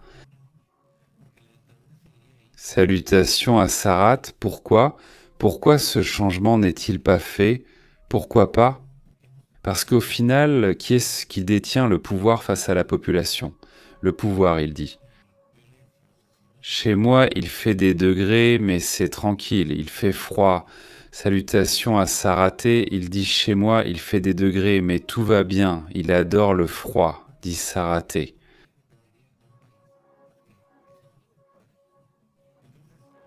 Eh bien, ce serait très étrange. Ce serait une chose hybride, non? Ce serait comme une dictature hybride bizarre. Je ne sais pas s'il y a quelque chose de similaire dans l'histoire avec ce niveau d'hybridation pas aussi curieux. Selon Marco Rubio, il s'agit de phases. C'est ce qu'il affirme et espérons-le, car il semble y avoir quelque chose de plus profond. Et que ce ne soit pas juste « ah bon, on va le laisser comme ça », mais que la prochaine phase soit une phase de stabilisation, soi-disant. Et ensuite, il y aurait un mouvement vers les élections ou vers un changement, donc démocratique, où il faudrait organiser à nouveau des élections. Mais dans quelles conditions? Des conditions avec plus de répression ou des élections avec plein de prisonniers politiques, c'est-à-dire... Dans quelles conditions? Non, c'est la grande question. Voilà, non? Walter, salut Walter Osorio. Benedicto Villegas répond oui, pardon. Pardon. Si cela arrivait, les États-Unis ne pourraient plus prendre le pétrole ni rien de tout cela, n'est-ce pas? Il pourrait y avoir des accords pour faire des affaires, et à l'avenir avec d'autres pays aussi. Mais il ne pourrait non plus continuer. Du genre, tu dois absolument me donner ça, eh bien non, ça non, non, non, ça ne devrait pas se passer comme ça. Salutations à Bénédicte Villegas qui dit « Il y a aussi une alliance avec la Chine qui envoie des armes, l'Iran envoie de la technologie. Eh bien oui, ils ont envoyé du carburant pour les missiles et il y a peu, ils ont arrêté un navire. » Tu te souviens? J'ai dit. On a évoqué que les États-Unis ont intercepté un navire transportant des armes chinoises vers l'Iran, puis c'est passé sous silence. Mais oui, ils ont bien envoyé, mais de là à ce qu'ils y aillent eux-mêmes ou qu'ils envoient quelque chose de plus évident, j'ai du mal à y croire. Salutations à Lundo Torres, salutations depuis le Venezuela, salutations Lundo. Et Emma Pepe dit « Je t'ai fait un virement sur le compte Loxo, merci beaucoup Emma. » Merci beaucoup Emma, salutations. Je suis reconnaissant envers toute la communauté qui nous soutient. En vérité, c'est vraiment très important pour nous tous ces soutiens et grâce à vous, nous pouvons être ici tous les jours. N'est-ce pas, évidemment, c'est ce qui rend tout cela possible. Et donc là, dans la description, il y a plusieurs façons de soutenir la chaîne, les plus utilisées ou celles qui sont les plus simples ou que j'utilise le plus. Si tu vis ailleurs dans le monde, PayPal ou YouTube sont les moyens les plus utilisés, non? Oui, oui. Je la recommande. La série Fallout d'Amazon est excellente, presque prédictive. Nous avons déjà vu la première saison. Oui, on a déjà envie de voir la suite. Je crois qu'il n'y a qu'un seul épisode pour l'instant, c'est tout. Cette les Bouni Jugandant. Oui, un épisode par semaine. Salutations à Dan Perez, comment vas-tu? À Chavo Rouco et aussi à Ofe Mendez. Elle dit salutations Pantherita, dit Fabi. Qu'ils s'entraident pour les courses, dit Fabi. Salut Fabi. Eh bien oui, salutations. Oui, eh bien oui, salutations à Carlos Martinez. Elle dit parfois, il me semble que Trump se facilite beaucoup les choses. Il se rend les choses très faciles lui-même. C'est-à-dire comme si, voyons voir, j'imagine, je ne sais pas, c'est mon interprétation, non? Tu veux dire qu'il se met lui-même des obstacles, ou comment ça se passe, ou comment il fait? Ça m'intrigue ce montage qu'a fait ce Colberto, c'était qui? Non, ce n'est pas Colberto, attends. Je vais te dire, j'oublie son nom, ce commandant? Ça me fait rire, car ce que certains demandaient à Trump, il le voit maintenant comme une comédie. Ce n'est pas Jon Stewart. Jon Stewart, il fait un montage vraiment drôle. Parce que dans ces conflits, ce que faisaient toujours les présidents des États-Unis, c'était de dire bon, on va attaquer, on va dire, je ne sais pas, l'Afghanistan à cause du 11 septembre, c'est-à-dire on va lutter contre le terrorisme. D'accord, on va attaquer, comment il s'appelle déjà, Saddam Hussein, parce qu'il a des armes de destruction massive. On va attaquer. Voilà, ce n'était pas toujours très clair. L'idée, c'est toujours d'aller contre les méchants, n'est-ce pas? Et voilà, c'est tout. C'est-à-dire, jamais tu n'imaginerais qu'un président dirait « on y va pour le pétrole de l'Irak » ou « on y va pour, je ne sais pas, n'est-ce pas ?» Tout le monde dans les médias ou les critiques dit « c'est pour le pétrole, c'est un intérêt, non ?» Donald Trump, lui, assume clairement. Il veut le pétrole du Venezuela, non? Il ne filtre pas? Il n'a pas de filtre. Et alors, quand il apparaît soudainement avec d'autres politiciens, comme Marco Rubio, qui est plus rusé, qui connaît mieux la politique, ou bien celui-ci. Comment s'appelle-t-elle? Nancy Graham, cette députée républicaine. Lors de ses conférences de presse avec Trump, ils disent « Non, nous luttons contre le narcoterrorisme pour la liberté des Vénézuéliens, non ?» Voilà. Et puis il y a une vidéo où Graham dit qu'ils vont s'en prendre aux Vénézuéliens parce qu'ils sont narcoterroristes. Et ici et là-bas. Trump intervient et dit « Ah, mais le pétrole », puis insiste sur ce sujet. Oui, tous les pays ayant un intérêt veulent faire des affaires et en profiter, n'est-ce pas? C'est-à-dire, ce n'est pas comme si un jour Poutine s'est réveillé et a dit « Ah, laisse-moi envahir l'Ukraine comme ça, juste parce que… » Non, évidemment, il y a beaucoup d'intérêts en jeu, tout ce qui concerne la Crimée. Cette zone regorge de pétrole et d'autres enjeux. Et c'est comme ça, tu vois. Il y a toujours ces intérêts pour un autre territoire, comme dans le cas de la Syrie, qui est aussi un autre sujet, la Syrie. Là-bas, il y a eu toutes ces guerres, car cette zone est stratégique, n'est-ce pas? Tu es au milieu du Moyen-Orient, ou entre le Moyen-Orient, l'Asie, l'Europe, tout est cela, tout est s'écollé. C'est idéal, cette zone est parfaite pour avoir, disons, une base, avoir tes intérêts, ce que tu veux. C'est pareil pour le Groenland en ce moment, maintenant le Groenland. Eh bien, en ce moment. L'Arctique est en train de fondre et il y a cette idée que bientôt, enfin bien ou mal, non. Mais il profite du malheur que toute cette zone soit en train de fondre pour dire qu'ils vont en profiter. Ça va devenir une route commerciale. Mais sur cette route, il y a un énorme morceau de terre qui est vraiment intéressant à posséder, qui s'appelle Groenland. Oui, il dit que c'est en rouble. Il fait 2 degrés, ressenti -4, mais c'est calme. La semaine dernière, le ressenti était de -18. Ah non, alors il fait chaud en ce moment, c'est agréable, dit Séastri. D'abord pour les vêtements, je crois que c'est déjà fichu. Francisco, salutations à Carlos qui dit « Je vois gris ». Quant à l'issue de la situation du pays caribéen, oui, ça semble difficile. C'est-à-dire? On ne sait pas vraiment où ils iront, ni ce qui va arriver. Salutations à Polly et Prince, ça faisait longtemps qu'on ne t'avait pas vu. Salut Polly. Très bien, salutations à Edilce, Sendeño aussi. Et il dit que c'est pour nous, ok, salutations. Il dit aussi bonjour, nous allons bien, grâce à Dieu. Salut Poli, salut aussi à Tapatia, il dit. L'intérêt doit aller exactement. Exactement, c'est ça le point. C'est-à-dire, l'intérêt doit être précis. Salut, salut, salut, salut, comment vas-tu? Comment tu vas? Très bien, il dit. Et quand je sors pour n'importe quoi, je vais marcher au bord du lac Erie et je mets mes vêtements thermiques. Et quel froid. Non, eh bien oui, avec ça tu es déjà prêt. Rouble, et alors? Merci à tous ceux qui nous envoient des images, comme Aurelio qui nous en a envoyé du Nouveau-Mexique. Nous les apprécions toujours, de voir ces climats si différents qu'ils vivent là-bas. Pour nous, au moins. Gus 23. Comment vas-tu? Très bien, Panterita Mandrade. Gabriel Durand-Castro, excellent travail. Merci beaucoup aussi pour ton commentaire, Gabriel, dit Charlie. Les États-Unis achètent du pétrole au Mexique, dit-il. Salut, comment vas-tu, Charlie? Très bien, dit celui-ci. C'est toi qui fais honte. En train de discuter là, pardon, ils s'immiscent dans des politiques privées. Bon, quoi d'autre? Dit Leonardo Pérez, si Trump contrôle le pétrole et l'économie du Venezuela, devra-t-il porter la moustache comme Maduro? Ah! Eh bien, vous avez vu l'autre jour qu'on montrait El Donaldo Trumpo avec la petite moustache du président, pas le président. Le président? Le nouveau président du Venezuela. Salutations à Jiré, elle dit que ça n'a rien à voir, mais elle veut partager, dit Jiré, que ma petite chienne va bien. C'est drôle parce qu'elle a détruit un pot d'encre, oh là là, et elle a les poils du torse violet, fluorescent. D'accord, d'accord, et elle est un peu folle avec la papega, haha, allez, reprends-toi. Salutations. Salutations, très bonne journée. Il nous est arrivé que Yoko a mordu une abeille et elle avait la moitié du visage comme ça, super gonflé, ça avait l'air drôle. Oui, c'était marrant. Une fois aussi, on campait à Veracruz. Oui. Et donc, dans le sac à dos, on avait un de ces sprays au poivre. Non? Oui, oui. Pour la sécurité? Pour la sécurité, au cas où quelqu'un voudrait te voler, non? C'était un voyage de Monterrey jusqu'à Veracruz par la route. Oui, et donc on est resté campé, donc à la mer et tout ça, non? Et bon, des endroits de camping, mais quand même, là ça compte et tout ça. Et donc on avait un chien qui était très doué pour trouver des choses. Je veux dire, c'était un chien de chasse, non? Enfin, un beagle, c'est un chien de chasse, non? Oui. C'est un chien de chasse, oui. Et donc, eh bien ça a attiré son attention, l'odeur l'a poussé à mordre, nous ne nous en sommes pas rendus compte, nous dormions, tout à coup nous nous sommes réveillés parce qu'il pleurait, parce qu'il avait eu du poivre dessus.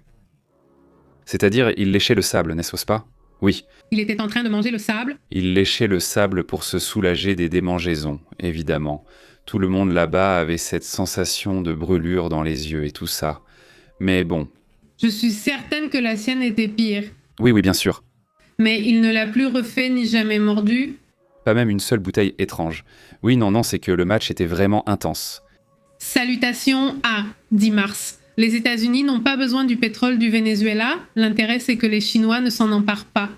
La Chine saigne le Venezuela depuis des décennies en échange de technologies militaires et de surveillance. Pour moi, c'est aussi le premier point. C'est-à-dire, s'ils ont besoin du pétrole, bien sûr qu'ils en ont besoin.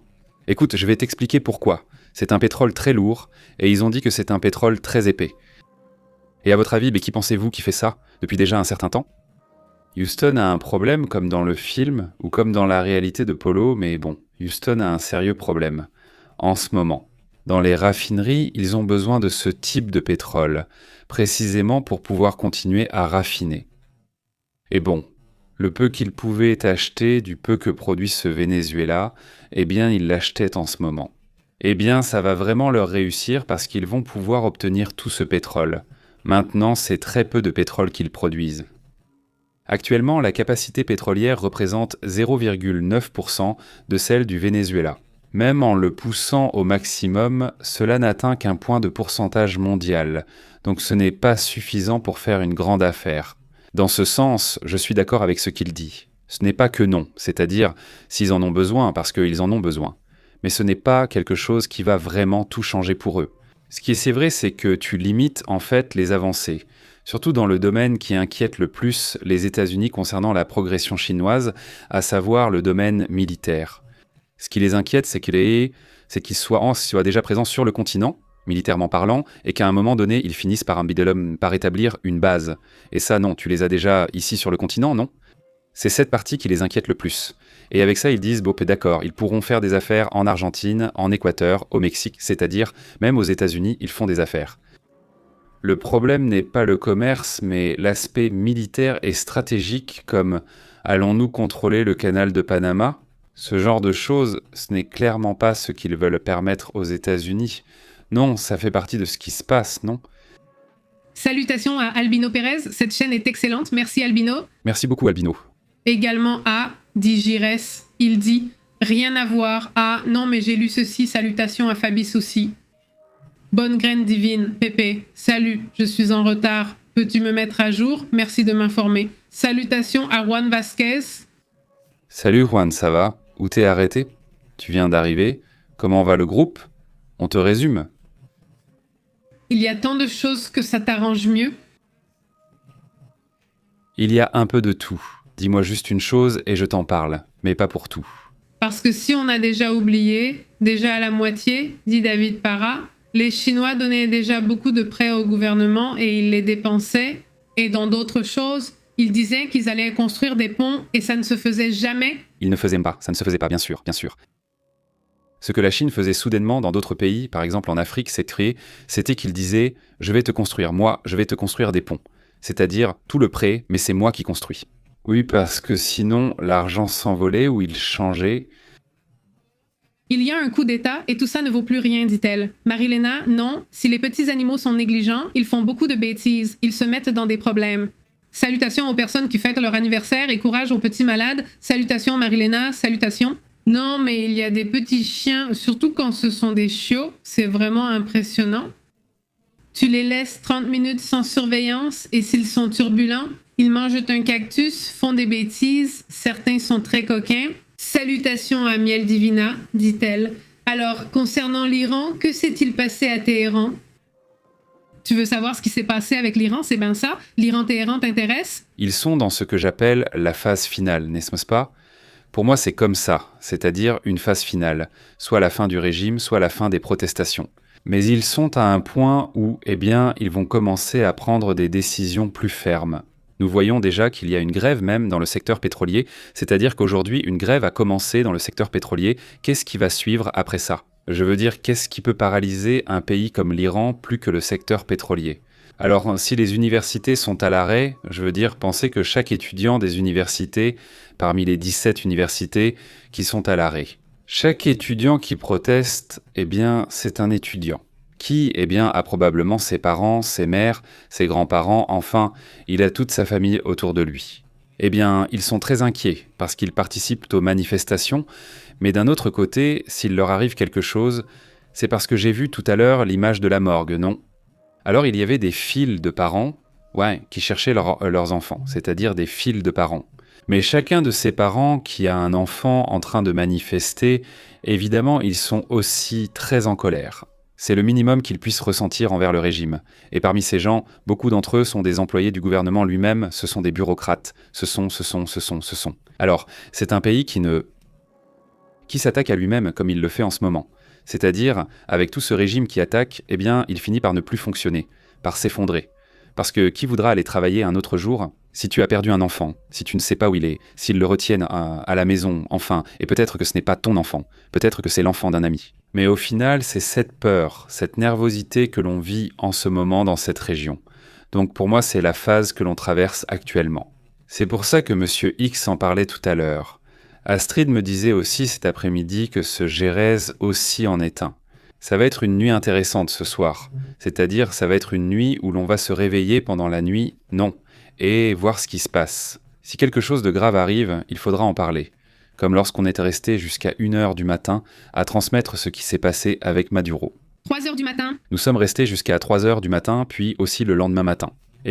Annoncer officiellement la chute à ce moment-là, oui, ça va probablement être un autre de ces week-ends intenses, non? Et puis en fait, je n'avais même pas envie de sortir avec ce froid, non? Alors, c'est avec grand plaisir que nous allons discuter ici. Voilà mon bref résumé de la situation, non? Mielvina, dit-il. Et Pemex, tout va bien, merci, dit la ruine. Mais la dame du palais affirme que nous sommes tous propriétaires de Pemex. Je veux recevoir un certain bénéfice. Et au final, ça a toujours été une entreprise d'État qui, en gros, ce qu'elle a généré, elle l'absorbe essentiellement dans, disons, le bien-être, pour ainsi dire, du pays. Mais simplement, cette entreprise doit générer des bénéfices. Elle doit croître. Elle doit... Non? Et ça? Et c'est justement ce qu'on ne voit pas, n'est-ce pas? Au contraire, n'est-ce pas? On la voit plutôt épuisée. Les amis que nous avons qui travaillent là-bas chez Pétrole nous disent que tout va bien, que c'est dépassé, que fondamentalement rien n'a changé. Ils ne sont pas bien payés, les gens qui travaillent là-bas vivent correctement, comme tu veux, mais ils disent qu'il n'y a pas une bonne sécurité, tout reste plus ou moins pareil. C'est-à-dire, il n'y a pas de « Ah, ils sont en train de rénover », non, pas du tout. Donc, je veux dire, ce n'est pas comme si ça s'effondrait, comme Petróleos de Venezuela, société anonyme, s'est effondré, mais c'est quand même, disons, regrettable. Et la raffinerie, inutile d'en parler, c'est aussi un sujet très grave. Luis Manuel, bonjour Pépé. Trump compte-t-il attaquer le Mexique ou Sheinbaum a-t-elle déjà réagi? Salutations. Eh bien, il dit ça chaque fois qu'il a besoin d'attirer l'attention ou de provoquer une réaction. Il ressort ce sujet, n'est-ce pas? Et là, il le ressort à nouveau. Oui, il y a eu des réactions, aussi bien de la part des Républicains que des Mogartas, lui disant que cela ne peut tout simplement pas arriver, que cela ne doit pas arriver. Encore moins avec un pays qui collabore, qui est ami, qui en tout cas, oui, il y a une collaboration, comme là sur ce point. Et j'ai même vu des gens très critiques envers la présidente ou envers le gouvernement qui sont sortis pour dire que sur ce sujet, non. Là-dessus, je soutiens à 100% qu'il ne faut pas permettre d'intervention par la force. Jamais. Oui, c'est démocratique, avec ses problèmes et disputes, mais cela ne se passe pas ainsi, surtout avec un pays ami. Donc, sur ce sujet, ça m'interpelle beaucoup, parce qu'il y en a eu quelques-uns, des personnalités par là, des influenceurs, non? Apparemment, ils ont commencé à dire oui, que l'intervention que... Et évidemment, ils se sont fait descendre. Là, vraiment, ils se sont fait descendre par tout le monde, qui leur ont dit « Attends, calme-toi, mon pote, parce que ce n'est pas comme ça que ça marche. » Je le répète, celui-ci. Eh bien, je suis sûr qu'on peut, disons, avoir une collaboration très profonde, très intéressante, et oui, on peut, disons, diminuer le problème du trafic. Si tout est bien fait, l'essentiel est de bien faire, non ? Et que ce ne soit pas comme cette improvisation constante que fait ce Trump, non, qui est essentiellement improvisation, improvisation, improvisation, selon les circonstances. Parfois, son coup réussit, mais il improvise aussi. Moins d'exagération. Oui, Lily, ça m'est arrivé avec un taser que j'ai accidentellement déclenché sur moi en le sortant de mon sac. En résumé, oui, ça fait mal? Eh bien oui. J'imagine que chez toi, les gens qui entrent sont plus costauds et nécessitent plus de coups de taser. Oui, j'imagine que c'est comme l'alcool, non? C'est-à-dire que plus tu es grand, moins le taser te fait d'effet. Disons que non, donc oui. Adam Pérez compare la diplomatie avec l'Iran à une partie d'échecs où chacun explique le coup, mais personne ne joue les bonnes pièces et le temps s'écoule. Salutations Adam et à David Parra, dit-il. Il y a beaucoup d'Iraniens au Venezuela. Qui les a imités? Je ne sais pas, mais je soupçonne David, dit-il. Salutations David? Salut David, ça va? Très bien. Salutations Cristobal, dit-il. Le régime de Maduro en prison, c'est du pain et de l'eau. Salutations à Réage, il dit bonjour. Je pense être arrivé en retard, mais salutations de la ville des manifestations. Salutations aussi à Pixel 4. Laquelle de toutes les villes de manifestation? Salutations, très bien. Oui, c'est vrai. Les avions de renseignement ont survolé. Mais cela fait déjà des mois. Oui, ça passe et ça repasse. Ils sont là, les avions. Ils entrent et sortent. Ce sont pratiquement surtout des drones. Ce sont des drones de renseignement qui sont entrés. Et on le sait parce qu'ils allument le transpondeur. Alors on peut le savoir, parce que sinon, s'ils ne l'allumaient pas, on ne s'en rendrait même pas compte, non? Mais ils allument le transpondeur exprès. C'est pour se montrer, pour dire « Nous sommes là, nous ne faisons rien de caché ». C'est de la pression, c'est aussi une partie psychologique, ce genre de pression. Regardez, en fait, j'ai ici une note à ce sujet, sur ce qui s'est passé. Laissez-moi regarder ici. Nous allons le montrer, parce que c'est, intéressant. Évidemment pas cette partie-là. C'est Luis Cardenas qui a publié cela. Non, Luis Cardenas, journaliste de MBC Noticias, non. Et il a mis cette image sur Twitter. Non, là, il y a le petit logo de Jean-Luc Mélenchon Noticias, donc en fait, c'est vraiment Jean-Luc Mélenchon qui l'a publié. José Luis Morales, bon, aussi journaliste, non? Et il publie cette image. Où a-t-on vu ce mouvement, ici dans cette zone? Oui, d'après ce que rapporte Luis Cardenas, il dit « L'avion Diamond DA-62, mission Power Platform, a été détecté en train d'effectuer des opérations ICR au-dessus de Talpa de Allende, une zone liée à des présumés camps du cartel. Jalisco Nouvelle Génération, où l'on pense que Nemesio Ceguera pourrait se réfugier. » Oui, il y a des mouvements, mais c'est désormais la norme, non? Parfois on l'apprend grâce à ce genre d'outils, comme Flyradar, et puis parfois, eh bien non, n'est-ce pas? C'est-à-dire, parfois non, parfois oui. On sait seulement qu'ils opèrent sans le dire, n'est-ce pas? Je pense qu'en ce moment, il y a déjà des mouvements peut-être plus visibles pour... Allons-y, oui, exactement, surtout des drones. Non, surtout des drones. Oui, il y a aussi eu des avions de renseignement qui se sont approchés de la Basse-Californie. Et pas de drogue? Et d'autres aussi. Des navires qui se sont approchés par là, par les Caraïbes, pas par le Pacifique. Ce genre de mouvements aussi ont été observés par là, non? Oui, il dit. Quel pays laisserons-nous à nos enfants? Christophe. Salut Christophe, comment vas-tu? Salutations, salutations. Dit Sarat. Maduro a mal agi, trop audacieux en vendant de la cocaïne en Floride. Il a eu ce qu'il méritait, dit Sarat. Salutations, Sarat. Salutations, Sarat. Oui, très effronté, tu as raison. Dit Moreau. Le Venezuela a financé la campagne de nombreux démocrates aux États-Unis, dit Moreau. Salutations, Mauro. Mais ça, je ne sais pas. Dit Charlie. Comment est sa voix? Que Maduro a payé des campagnes de démocrates aux États-Unis? Bon, même la campagne... même la campagne de Donald Trump aussi. Ah, aussi. Delcy a mis de l'argent. Delcy Rodriguez a mis 500 000 $ dans la campagne de Trump. Donc voyons, disons les choses comme elles sont. C'est-à-dire, ce genre de gouvernement, ce genre de choses, ils mettent de l'argent là où ils peuvent, démocrates, républicains, peu importe, et ils vont accepter l'argent. C'est-à-dire, je ne m'arrête pas parce que après ils commencent à s'énerver. Non, ce n'est pas ça. Enfin, voilà, c'est ça. Cet argent a attiré l'attention car il est passé par Petróleos de Venezuela SA États-Unis, qui opère aussi, et a injecté 500 000 $ via cette filiale. À l'époque, lors de l'événement organisé par Trump, tu te rappelles, c'était un événement précis? C'était un événement organisé par Trump, regarde, 500 000 $, ce qu'il a fait, oui, non, mais c'était un événement. Mais disons qu'ils investissent et ils pensent au camp parti, cet argent qui est entré, eh bien c'est pour ça qu'il a été favorisé. Ce n'est pas que ces 500 000 $ comptent tant pour lui, de toute façon ce n'est rien pour Trump, c'est plutôt pour le principe. Est-ce que ce genre de choses compte beaucoup pour lui? Si tu montres un certain respect, il se peut que ce soit aussi réciproque, jusqu'à un certain point. Jusqu'à un certain point. Qui était président de l'Égypte? Ou aussi... Il lui a donné 1 million. Un petit million. Et on dit qu'il est mort? Il y a beaucoup de lois pour eux, dit-elle. Marilena, elle ne tend pas la main aujourd'hui. C'est moi. Dans un virage en doublant, on a failli nous percuter. J'ai eu une entorse au cou. C'est horrible. Les gens sont tellement imprudents. Ils ont failli nous rentrer dedans en freinant. On est sortis de la route. Prenez bien soin de vous. Elena, vous êtes encore à Chihuahua pour sortir. Il faut vraiment faire très attention dans les rues, sur les routes, etc. Parce que c'est vraiment dangereux.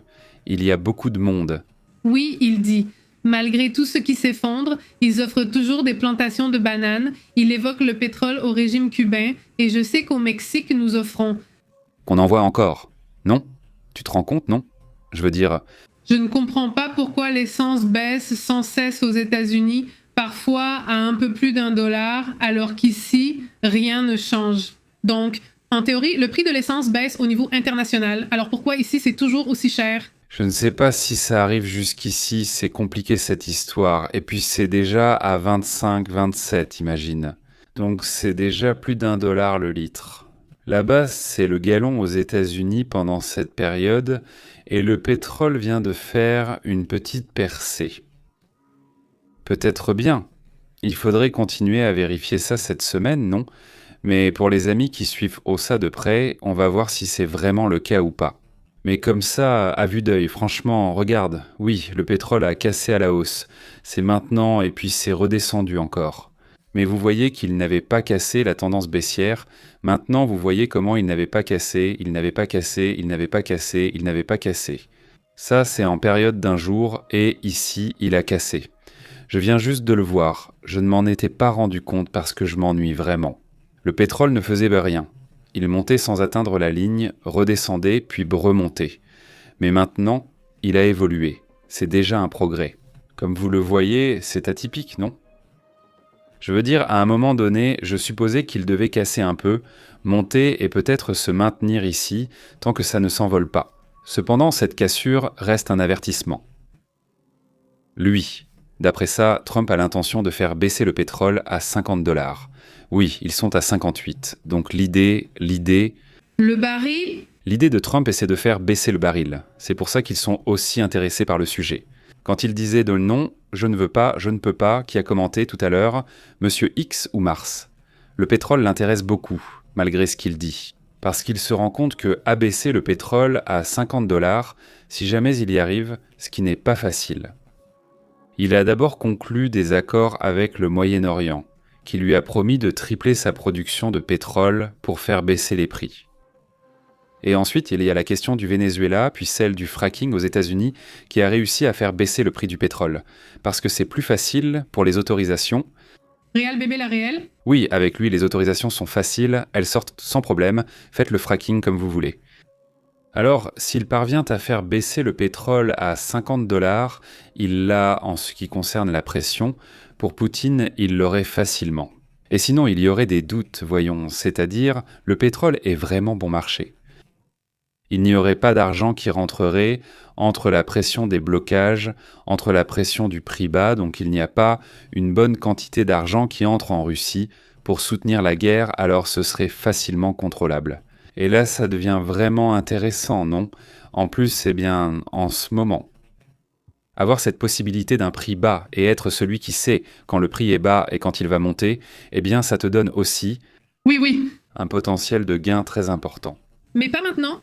En ce moment, il reste fâché contre Poutine car celui-ci complique toujours l'obtention de son prix, avoir mis fin à la guerre entre l'Ukraine et la Russie. C'est aussi pour ça qu'il y a un mouvement autour du pétrole parce qu'il veut le faire exploser d'une manière ou d'une autre, non ? Salutations à David Parago. Je n'avais pas le choix. J'ai demandé « Comment ça s'est passé, Monsieur X ?» mais je n'y suis pas allé. D'accord, salut à Marcia et Monsieur X. Salutations à Zenaïda Aguilar.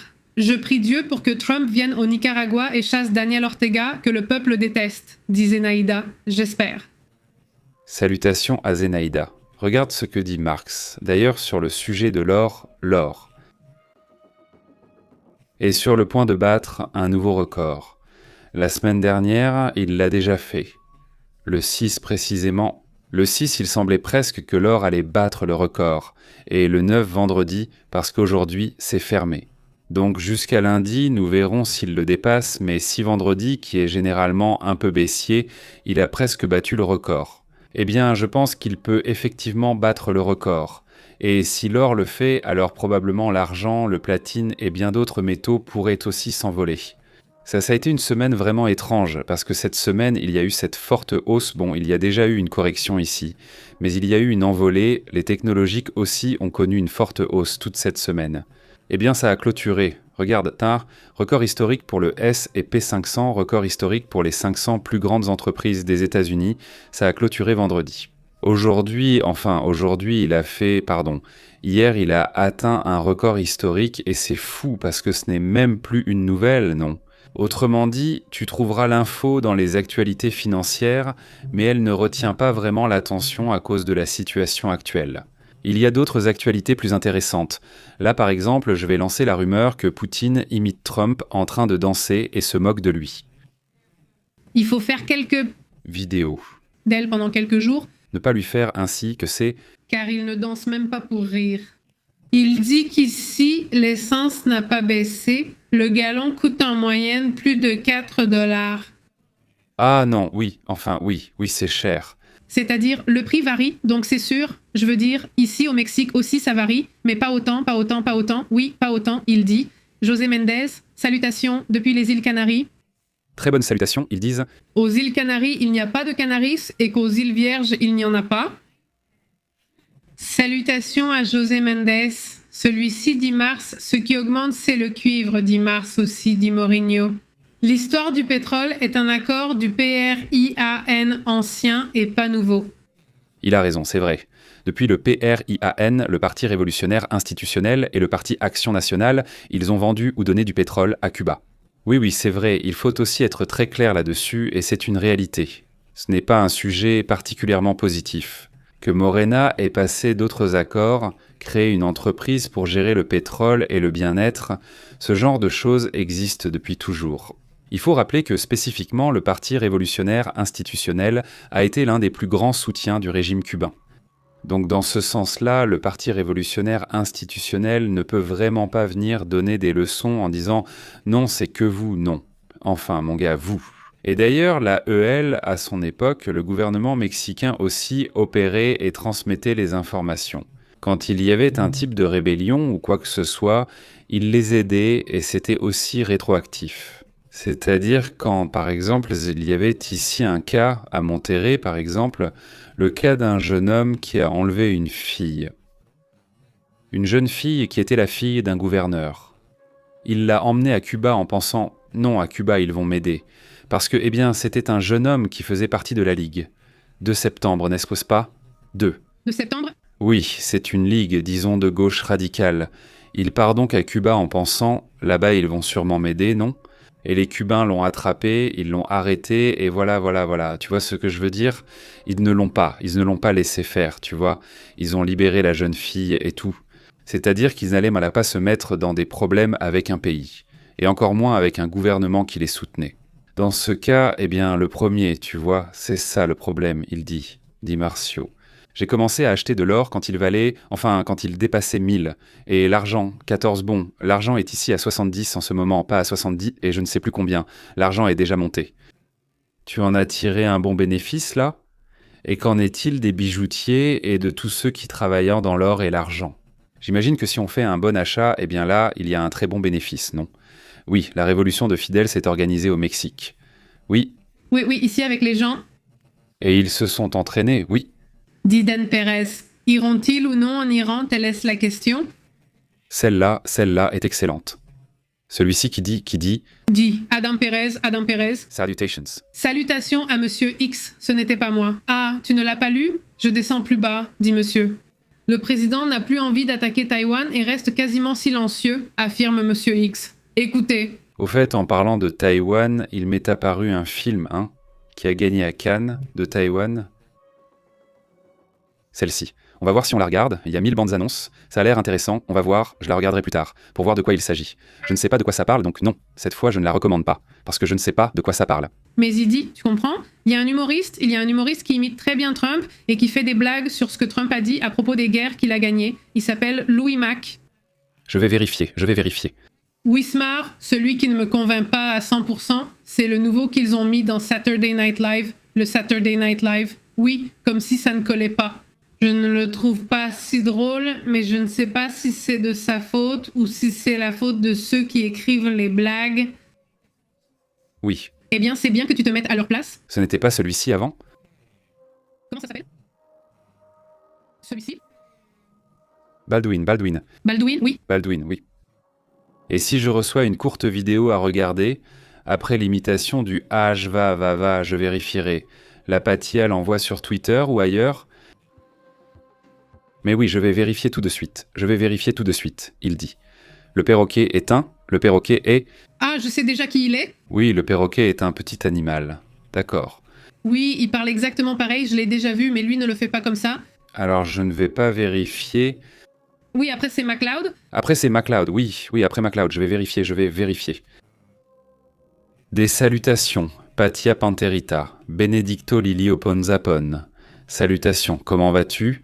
Très bien. Allons-y les gars, souvenez-vous que nous sommes sur WhatsApp, Telegram, X, Facebook et Instagram, où nous avons des chaînes et vous envoyons les notifications des directs. Super, une grosse accolade, portez-vous bien et bon week-end. Nous serons là tôt, même à l'aube. Nous devons rapporter quelque chose parce que ça bouge beaucoup. Mais bon, nous serons ici pour transmettre ce qui se passe. Un grand salut, merci beaucoup à Lily et Patia, à tous les membres de la chaîne, une énorme accolade pour soutenir et appuyer cette chaîne. Une accolade aussi à tous ceux qui nous envoient un super chat et à toute la communauté abonnée. Évidemment non. Salutations à Gérès Armando Roblé, salutations jusqu'à Kobe Roblé, salutations. Salutations, Lucianaga. Lucianaga, salutations à tous, Monsieur X. Merci, à plus tard. À bientôt, nous interrompons votre programme. Merci de votre écoute. La vérité.